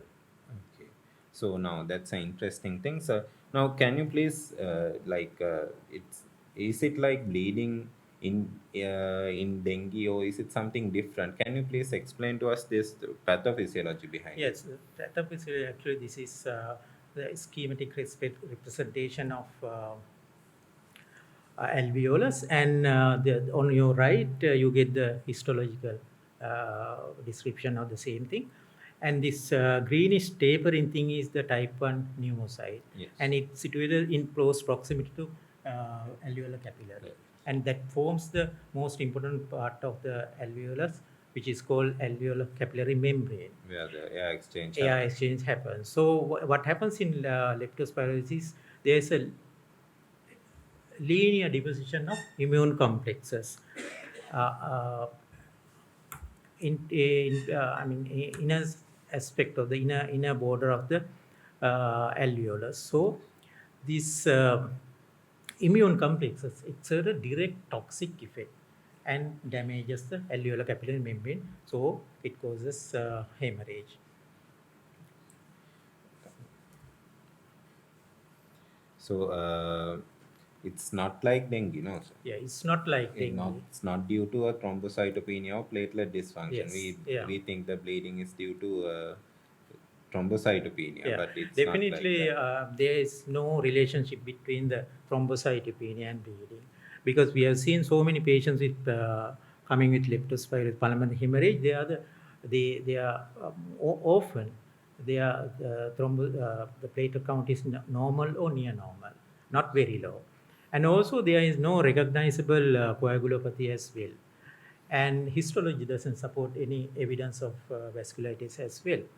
So it's a direct non-inflammatory immune type of damage, which causes damage to the type 1 pneumocyte, causing alveolar hemorrhage as well as pulmonary edema. So that is quite deadly. And you mentioned that it is the mortality is increased when the cardiac system is also involved. Yes. So what is this cardiac involvement and how do we detect this in leptospirosis? Yes, there are no specific signs and symptoms to suggest cardiac involvement actually. They may or may not have these symptoms like chest pain. Often they complain chest pain, but we don't know whether it's exactly due to cardiac involvement. But they can often present with arrhythmias, and they usually develop pulmonary edema, and sometimes they will go into refractory shock. Yes. So all these can be attributed to cardiac involvement, but the most important thing is that if you do ECG, that will often shows changes, especially T depressions and ST segment changes. Often it can come, you may get confused with With, acute acute, myocardial STEMI. infarction through STEMI, like Yes. because significant ST elevation with associated very high troponin levels. So it will, sometimes you might think that there is a cause is existing It's due to ischemia. and also if you do echocardiogram, that will show regional or diffuse wall motion abnormalities. So that's how you diagnose, and also the presence of cardiac involvement indicates that predicts that the prognosis is Going to be bad, yes. So, but so we see a lot of patients with leptospirosis in our day-to-day practice. Why don't all these patients get these severe complications? yes to answer Why does it have such a difference? Yeah, to answer that question, actually, we can just get what we learned from COVID, because in COVID also same thing happens, and the severity of leptospirosis is mostly determined by the genetic susceptibility of the individual, like in COVID, and because as you know, in COVID also it's a fraction of people who get infected develop COVID severe complications. In the same way, only 10% of leptospirosis develop severe form of leptospirosis. So what happens to the milder form? Usually the patients with milder symptoms, they get infected, and with to the infection they develop immune reaction, which is proportionately adequate to control the infection. And because of that, the infection is controlled and patient become better. But in severe cases, what happens is their immune reaction is overwhelming, out of proportion, and is dysregulated. And so this dysregulated, out of proportion, overwhelming infection, immune reactions affect the causes cytokine storm, and which then leads to sepsis and multi-organ involvement. So it's a genetically susceptible group of people only develop This it's very severe disease. severe reaction. Yes. So it's mostly like COVID. Yes. Okay. So, sir, now you have mentioned that this pulmonary hemorrhages was first observed in Nicaragua, Yeah. like around in 1995. Yeah. Is that the time where we found it as well, or do we still see pulmonary hemorrhage in Sri Lanka? What is the situation of our country? Actually, this was the pulmonary hemorrhage in leptospirosis well documented and reported by Dr. Ramachandran way back in 1977. Well described 7 cases have been reported from teaching hospital Ragama in 1970s. After that, time to time, Sri Lanka has reported on many occasions the similar case series. And in 2019, we reported more than 100 cases of proven pulmonary hemorrhages in leptospirosis. And so it's a condition which is a clinical entity which is well established in Sri Lanka for the few decades now. Yes, so we see that it can be quite lethal. So, but we don't see the urgency that we see for dengue in the general public or media. So, why do you think that it is? Why don't we pay that much of attention to leptospirosis? Yes, often the dengue considered to be the first and most cared and precious child of infection family of Yes. Sri Lanka. So the leptospirosis has become the neglected middle child of the infectious disease family. So there are various reasons, but to tell you some figures, actually in 2017 we had a highest, biggest dengue outbreak where there were more than 200,000 reported cases of dengue reported, and out of that there were 400 deaths due to dengue. In the same year, there was the predict or the recorded number of deaths due to leptospirosis 730. So you can see the Even impact though- and the, yes. the outcome of the two illnesses, even though not much of publicity and attention was given. So it's actually we are grossly underestimating leptospirosis. Yes, isn't it, sir? definitely. So yes. Yes. So it's even though we have such a high burden of the disease, we Yeah. are not giving it enough attention. Attention and allocation Yes. or whatever. Why is it so, sir? So there are various reasons. Actually, if you consider our practice in our ward setup, now the system that we notify leptospirosis is quite old-fashioned. It's Yes. paper-based thing. And once you suspect and treat patient, diagnose patient and treat patient, they improve, and you just forget about the We notification. know how difficult it is to write the Yes. The notification other form. thing is difficulty in confirmation of disease. Unlike dengue, dengue is very easily can be diagnosed and confirmed the diagnosis, but lepto is little difficult.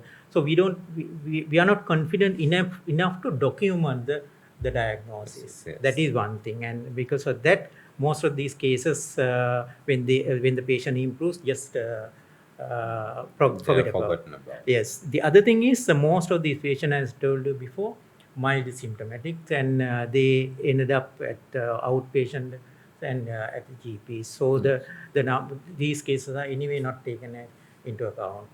And also the social impact of the disease, unlike in dengue, in leptospirosis, most of the deaths that has happened in the rural communities, and also in the their low socio-economic background. Because of that, the media attention and whatever the impact and the political or whatever the attention has not been fully Given to the disease. disease. Yeah. And I see that there are no culture-based publications since 1975. Yeah, that's right. That is again from towards the finger will be pointed towards us, because that is the last time in 1975 only we have published a culture-based study. Yes. So as So there's professionals, opportunity as for yes, the interested clinicians, parties. I think we have a responsibility to do more research and take this information to the public as well as to the government. Now, sir, a lot of things are changing in our country in the recent years. So, how has the trends changed for leptospirosis? Yeah, I just want to highlight three things. Actually, the leptospirosis is considered to be more, widespread in the country. But now we see that more complicated and more and more cases are appearing in clustering in wet zone of the country. So it's a disease becoming more common and more prevalent in the wet zone of the country. Second point that I want to highlight is the risk groups are moving from traditional occupations to general public. Yes. And because of this conducive environment as well as the other factors contributing to involve, and even the very minor exposure would be adequate to spread the disease. And also the most important thing is that the more severe forms of organ involvement like pulmonary and cardiac involvement becoming more commoner, and because of that the mortality is increasing. So these three things are the new trends that we have recognized in leptospirosis in the recent past. And I have read, sir, now that there are a lot of different serovers in this leptospirosis. So is this severe disease due to this change of serovers? Possible, but there have been a lot of thoughts about this thing because depending on the geographical locality, Yes. the people have observed that there is a change of clinical pattern. And for example, one documented incident that documented thing has happened in Brazil, where in Salvador they have found that the mortality is mainly because of the pulmonary involvement, pulmonary hemorrhage. But in the other Acutely. other country, other cities, that's Sao Paulo, where the mortality is mainly because of the traditional way of traditional leptospirosis, which is Weil's disease, predominantly renal involvement. Yes. So because of that, people would have, people tend to think that there is depending on the geographical locality, whether there are specific serovers which can Due cause. to different serovers. Yes, but still there are no proven researchers or evidence to prove this hypothesis. Yes. So now we are little bit more informed about leptospirosis. So we can move back to our patients. Now about after like 3 hours, we have received the initial investigations, and his full blood count, platelet count is 103, with WBC of 9,000 and CRP of 185. And on admission, we have suspected it to be a leptospirosis case and was started on IV ceftriaxone. But after about 4 hours, he has started to complain of difficulty in breathing, and he was so distressed to a level that he wanted us to give something to end his life because he was in so much distress. And but surprisingly, on examination, he was just tachypnic with saturation of 95% on air, yet all other parameters were completely normal, and on auscultation lungs were also completely clear. So given this scenario, sir, what do you think? Yeah, I think this is a very clear case of severe leptospirosis with possible pulmonary hemorrhage. Yes. So how do we assess this severity, sir? Yes, the severity, there are no validated prognostic scores available to assess specific leptospirosis. And however, the QSOFA and the tools used to assess the multi-organ involvement can be of use. But Yes. what happens, what is important is that to see this patient and differentiate this patient from rest of the patient, that it is a case of severe leptospirosis. These are the people who usually develop complications. So the most important thing is to recognize this severe form of leptospirosis quite early in the illness and to closely monitor them. So what are the clues, sir? What Yeah. are the specific clues that we should look for? Now, in the severe most leptospirosis, usually they become hemodynamically unstable at the beginning, and that is due to the impending shock.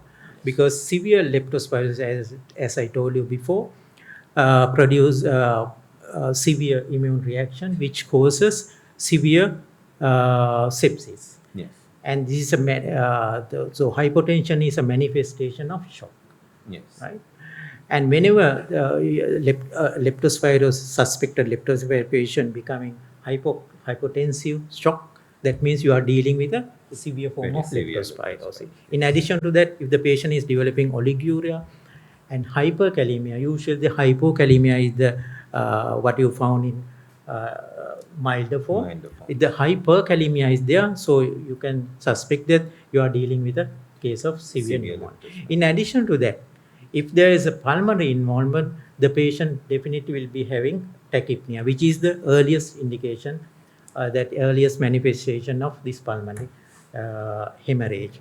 And in addition to that, they can become later on, they can become dyspneic, and they might produce hemoptysis, and which is little later, I mean, not at the Very initial beginning. stages. Yes.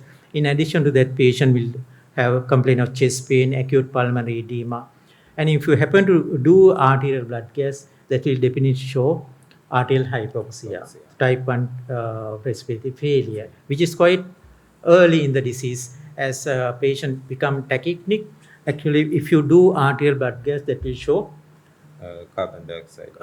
washout as well as arterial hypoxia. And the chest X-ray changes takes time, and it will usually be cotton wool opacity. So the one important thing to emphasize is that if you are suspecting a patient with leptospirosis, and if the patient is showing some features of severe leptospirosis, please continue to monitor these patients very We closely. need to have a very high degree of suspicion. You need to have very high degree of suspicion and closely monitor to see whether these patients are going to develop the features of pulmonary as well as cardiac involvement.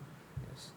And Yes, there's especially something about chest X-ray findings. Yes. This is a typical chest X-ray of a pulmonary Hemorrhage. involvement. There you get smaller nodular opacities that are mainly bilateral and peripheral, and which are called radiologically, we call it cotton wool shadows. Usually it is bilateral, often inferior and peripheral. yes. And This can become very severe. This is a milder form, and this can become very severe. This is one of the patients who came with a similar type of presentation and who became tachypneic and started coughing out blood. And he got respiratory arrest, and we had to intubate him in the ward. And this is what we found when we intubated, that the blood was coming out through the ET tube. And this is the X-ray, and you can see the blood from the ET tube as Yes. well. So little bit scary. So now let us come back to our patient. Now this is again we have continued to monitor him, and he was more and more distressed with tachypnea. However, he was stable with the blood pressure, systolic blood pressure maintaining around 110. We did a ABG as suggested quite early at this time, and it showed this type carbon dioxide washout, but there was no acidosis. And this urgent chest X-ray was also done. It has also not shown any significant shadows.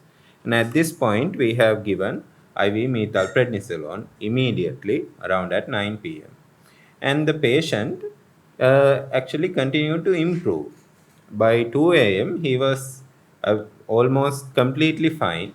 He was without his headache. His headache has disappeared, and he was quite up and about, and he was even asking to measure urine output by himself without the catheter. Yet, around 3 a.m., he has started coughing out blood, and with severe respiratory distress, and ultimately we had to intubate him. So there was such a rapid change, and this was his initial X-ray that you can see on the right side of your screen, and the last X-ray is what right side. sir has described. So in a patient with such a critical condition, sir, how should we prioritize our management? Now you can see actually that this is the typical presentation of a pulmonary hemorrhage in leptospirosis, right? They initially present with typical history, and they they become tachypneic, and initial parameters would be quite normal except for tachycardia and tachypnea. right? And blood pressure might or might not be low. But later on, once you give some supportive care, they improve. You tend to think that your diagnosis is correct and the way your treatment is correct, and patient is. But within several minutes or hours, they can rapidly deteriorate and end up We may go into a false sense of security. security, and they can end up in a very bad shape, like Yes. what happened to this patient. So the priority of this kind of severe cases are to uh, to outline, yeah, just to outline the priorities. The early initiation of antibiotic, which I earlier also mentioned, is very important, especially if you're dealing with a severe form of leptospira. It has to be IV antibiotics, ceftriaxone or IV penicillin. And steroids shown to be a beneficial effect, and it has been proven that the IV methylprednisolone is beneficial in severe form of leptospirosis, especially so in pulmonary hemorrhage. And therapeutic plasma exchange, which is the new addition in the treatment strategy. So it has also been shown to be effective, and it's gaining wide recognition from the various parts of the country, and it's been widely used to treat this condition. And ECMO is limited access, but it's a very in Sri Lanka, access is very much limited. It's but still it's a very useful treatment modality, especially in a severe most cases of pulmonary hemorrhage. So when we now when you talk about steroids, IV methylprednisolone, this study has been done by Professor Kularatne and team, and published in 2010, which has been they have shown that the IV methylprednisolone 500 milligram daily for 3 days and followed by oral steroids is quite effective in severe leptospirosis, especially in pulmonary involvement. And to talk something about the therapeutic plasma exchange, now you know this the pathophysiology of leptospirosis mainly because of the immune mediator. These immune complexes are the ones which affect the organs, causing multi-organ failure. So if you can somehow remove these immune products from the blood or in the plasma from the patient. What we try from steroid is also the so you can so it's very simple logic, isn't it? Now this is exactly what happens. This is exactly what happens when you do therapeutic plasma exchange. You remove the patient's plasma with immune complexes and replace it with fresh frozen plasma. And this has been shown to be effective, and in the study we have done and published in 2000 few years ago, and that we achieved 70% of survival rate in severe pulmonary hemorrhage. So that is effective, and it is being widely gained recognition. But of course, I have to tell that this is not a randomized control study. I don't think you can do a randomized control. You know the difficulty in doing a randomized control study in this type of critically ill patients.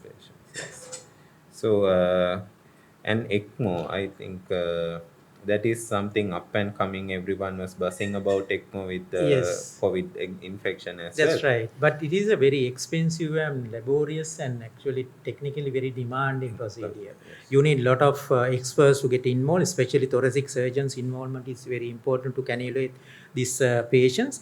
And so it's a very, we have only one center where this ECMO has been done, is at Karapitia. And there we have done several cases. We have referred several cases to this ECMO team, and they have done a wonderful job. And we have reported several cases of severe form of leptospirosis, pulmonary hemorrhage being recovered by employing this technique. Okay, so now we have outlined our plan of management as well. Let's go back to our patient. So he was promptly taken to the ICU after intubation because he needed further supportive care. And we have arranged plasmapheresis as well, but we face a lot of difficulties due to the current situation of the country. However, with difficulty, we were able to arrange about 2 cycles of plasmapheresis. and we gave the maximum supportive care to him with the multidisciplinary team involvement. However, despite this maximum efforts, the patient passed away, and we were able to arrange a pathological postmortem as well. And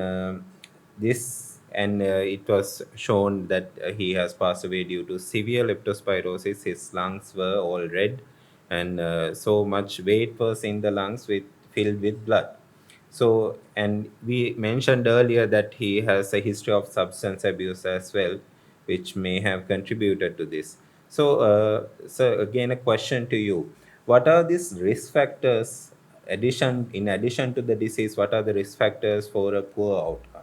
Yes, we have observed and recognized few risk factors. Actually, the smoking and recreational drug use, especially inhalation drugs like ice and cannabis, pose high risk for these patients' outcome, and usually their outcome is bad.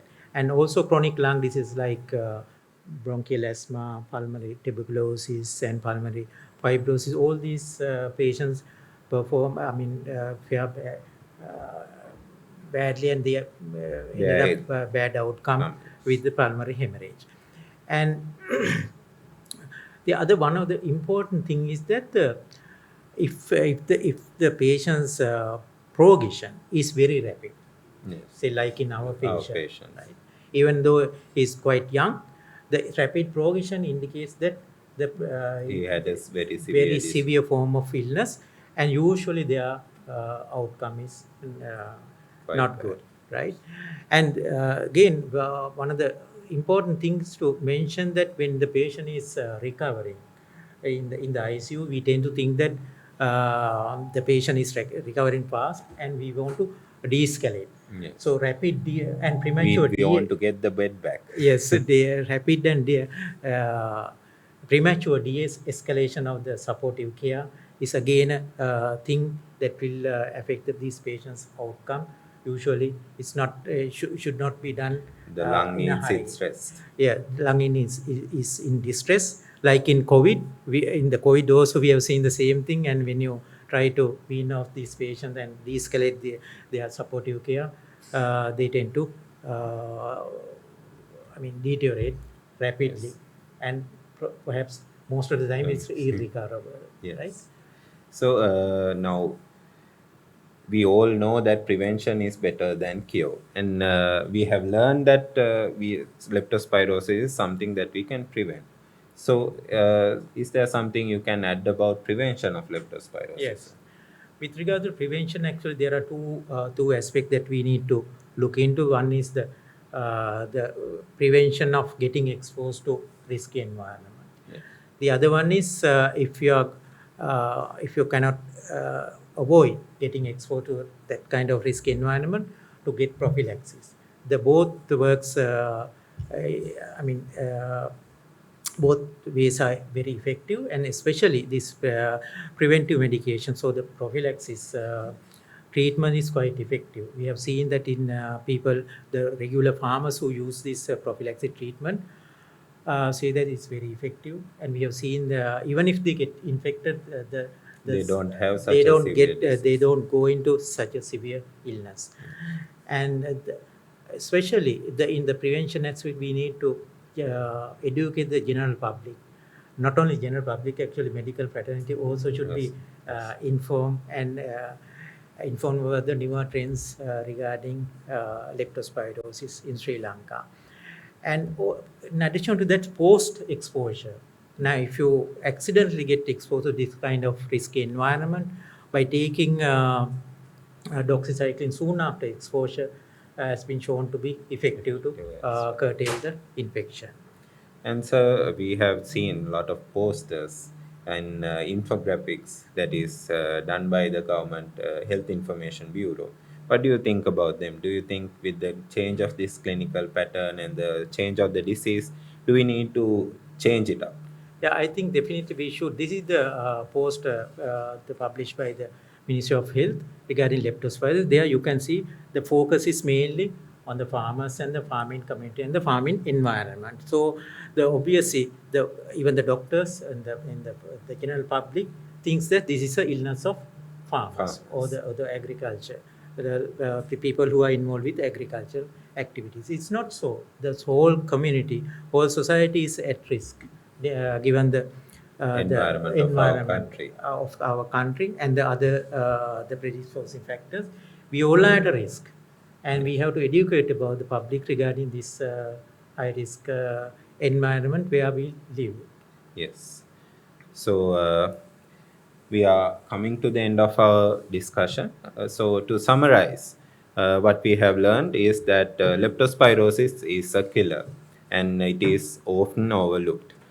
And new and severe disease pattern has started to emerge, and there is a new population at risk due to the change of our population and our country's economy, and also the different lifestyles.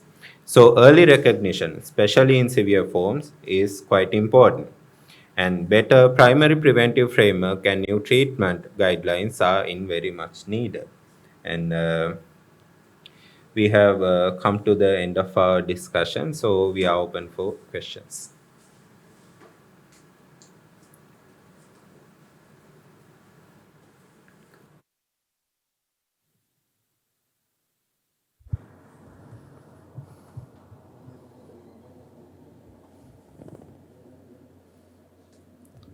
Right. Yeah, you can ask. Yes. Dr. Uluwatage and the registrar, and we are extremely sort of informative discussion. My question is, when we have a patient in the ward, we know that the patient has leptospirosis, and this guy is short of breath. And this shortness of breath could be due to several reasons, say the cardiac, the renal, the acidosis. And we are worried whether there is a pulmonary hemorrhage. Still, the guy is not coughing out blood. How do we know, without doing a chest X-ray, whether we should go ahead with the plasma exchange? Do we do X-ray to see whether there's hemorrhage, or do we wait until he gets the cough with blood, or do we go ahead with plasma exchange somehow? Yeah.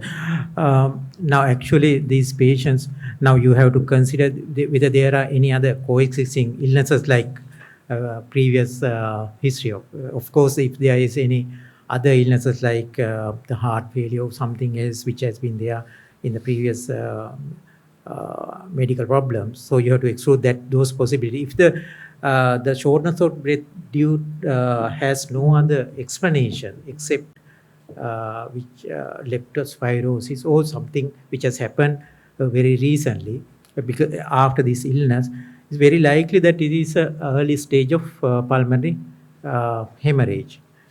But to start, whether we should go for plasma exchange is a very tricky question. But if the patient is progressing very fast, and if you have considered and if you think that this patient initial presentation is compatible with a case of severe leptospirosis. Now the patient's condition rapidly deteriorating, especially what I told you before, like arterial hypoxia. If you happen to do blood gas, if it's showing arterial hypoxia, right?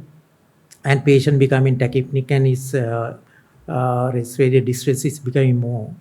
So in that situation, yes, if there is no other explanations except for leptospirosis, I would arrange for plasmapheresis and specific treatment with steroids as well as plasmapheresis. Yes.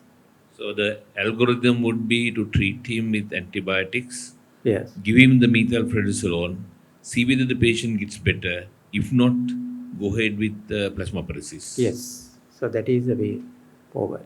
Now, usually, as we discuss in our case, they are progression is very rapid. Sometimes it can happen within hours.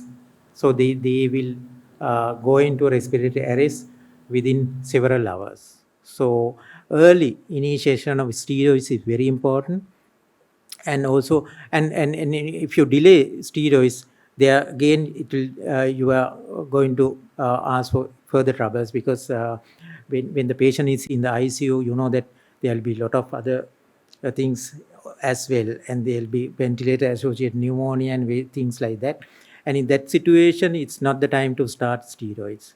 Usually, as early as possible, if you think that patient is a case of severe leptospirosis, yes, start with steroids. And the patient's pulmonary involvement, if there are signs of pulmonary involvement and which is progressing, yes, definitely go for next line of management as well. Sorry, one more question only. Do we see the change in the pulmonary hemorrhages now? Because at National Hospital, I don't know, in my ward, I didn't see a pulmonary hemorrhage recently. Your caseload is going down due to some reason? No, actually, what you get, patients are transferred patient from not from the locality. I suppose these most of the pulmonary hemorrhage patient that you see in NHSL are transfer cases. I suppose is that Probably. No, we get I'm not sure. yeah. What we in goal, it is the situation completely different. Actually, we see so many patients, and even now. Yesterday we discharged one patient from Karapiti Hospital he was in the ICU, and luckily he survived. And he also developed a severe form of leptospirosis, pulmonary hemorrhage, and it's quite a regular occurrence in at Karapiti. I would like to add something, sir. That's why we said there may be some changes with the zero verse pattern of zero verse, where Yeah. we are still trying to figure it out. But it's quite possible that the change of zero verse even within the country causing this change of clinical pattern. Because this similar scenario or similar to goal, it can be seen in Ratnapura, K goal, and some part of the Mathara, as well as yes, Mathara. All this wet zone, you see this emerging this as emerging problem and contributing higher mortality. Thank you very much for the wonderful case discussion. Dr. Imalasiri, that I can remember early part of the previous lectures, as a one parameter, you discussed about the drop of hemoglobin Yes. at the pulmonary hemorrhages. Yes. How important that as that is important, but if you wait until hemoglobin to drop, that's why we especially didn't mention that. Actually, that will be too late. So it is also an indicator that the patient severe hemorrhages happen. But if you wait for that would have been quite late. But will there be drop of hemoglobin definitely in the subsequent? Yes, definitely. One more question. What's the dose? Is it 500 methylprednisolone, or is it 1,000 milligram? 1,000. What we use is 500, because when we use 1,000, we face some difficulties, and especially complicated with infections later on in the when they were in the ICU.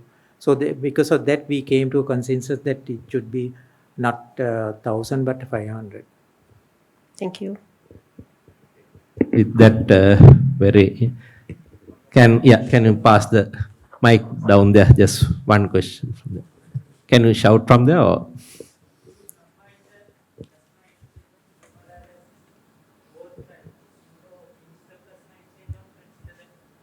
Can you combine the plasma exchange and the hemodialysis, CRRT, both similarly or simultaneously, or finish the plasma exchange, then later consider the Yes, we do both together. But the hemodynamically, patient should be stable. But we give the priority for the plasma exchange, because the lung involvement is the one which is important and life-threatening often. And when you do plasma exchange, we have observed that the requirement for dialysis also goes down, because the same pathology, same pathophysiology would have been playing in the kidney as well. Because of that, there is the renal impairment also improves with the plasmapheresis. Okay, we'll conclude that very interesting session. And thank you, Dr. Vimasari Uluvattuge and Dr. Kodutuakku, for that very the presentation done very well and in a very interesting way of a very common disease which probably need a re-awakening among clinicians. And on behalf of the Ceylon College of Physicians, I'll invite Kumudini also to join me to give our certificate of appreciation.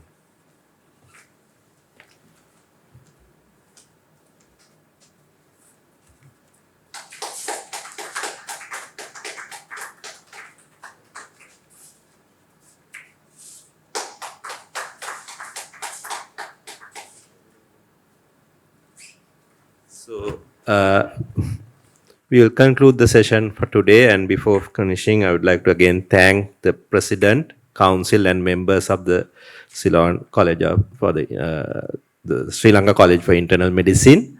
And also on behalf of the college, I would like to thank my two secretaries and Dr. Mayumi and Kalpana from the college office and the college staff, as well as our sponsors for today, the Hemas Sidus Group. Thank you very much for your active participation.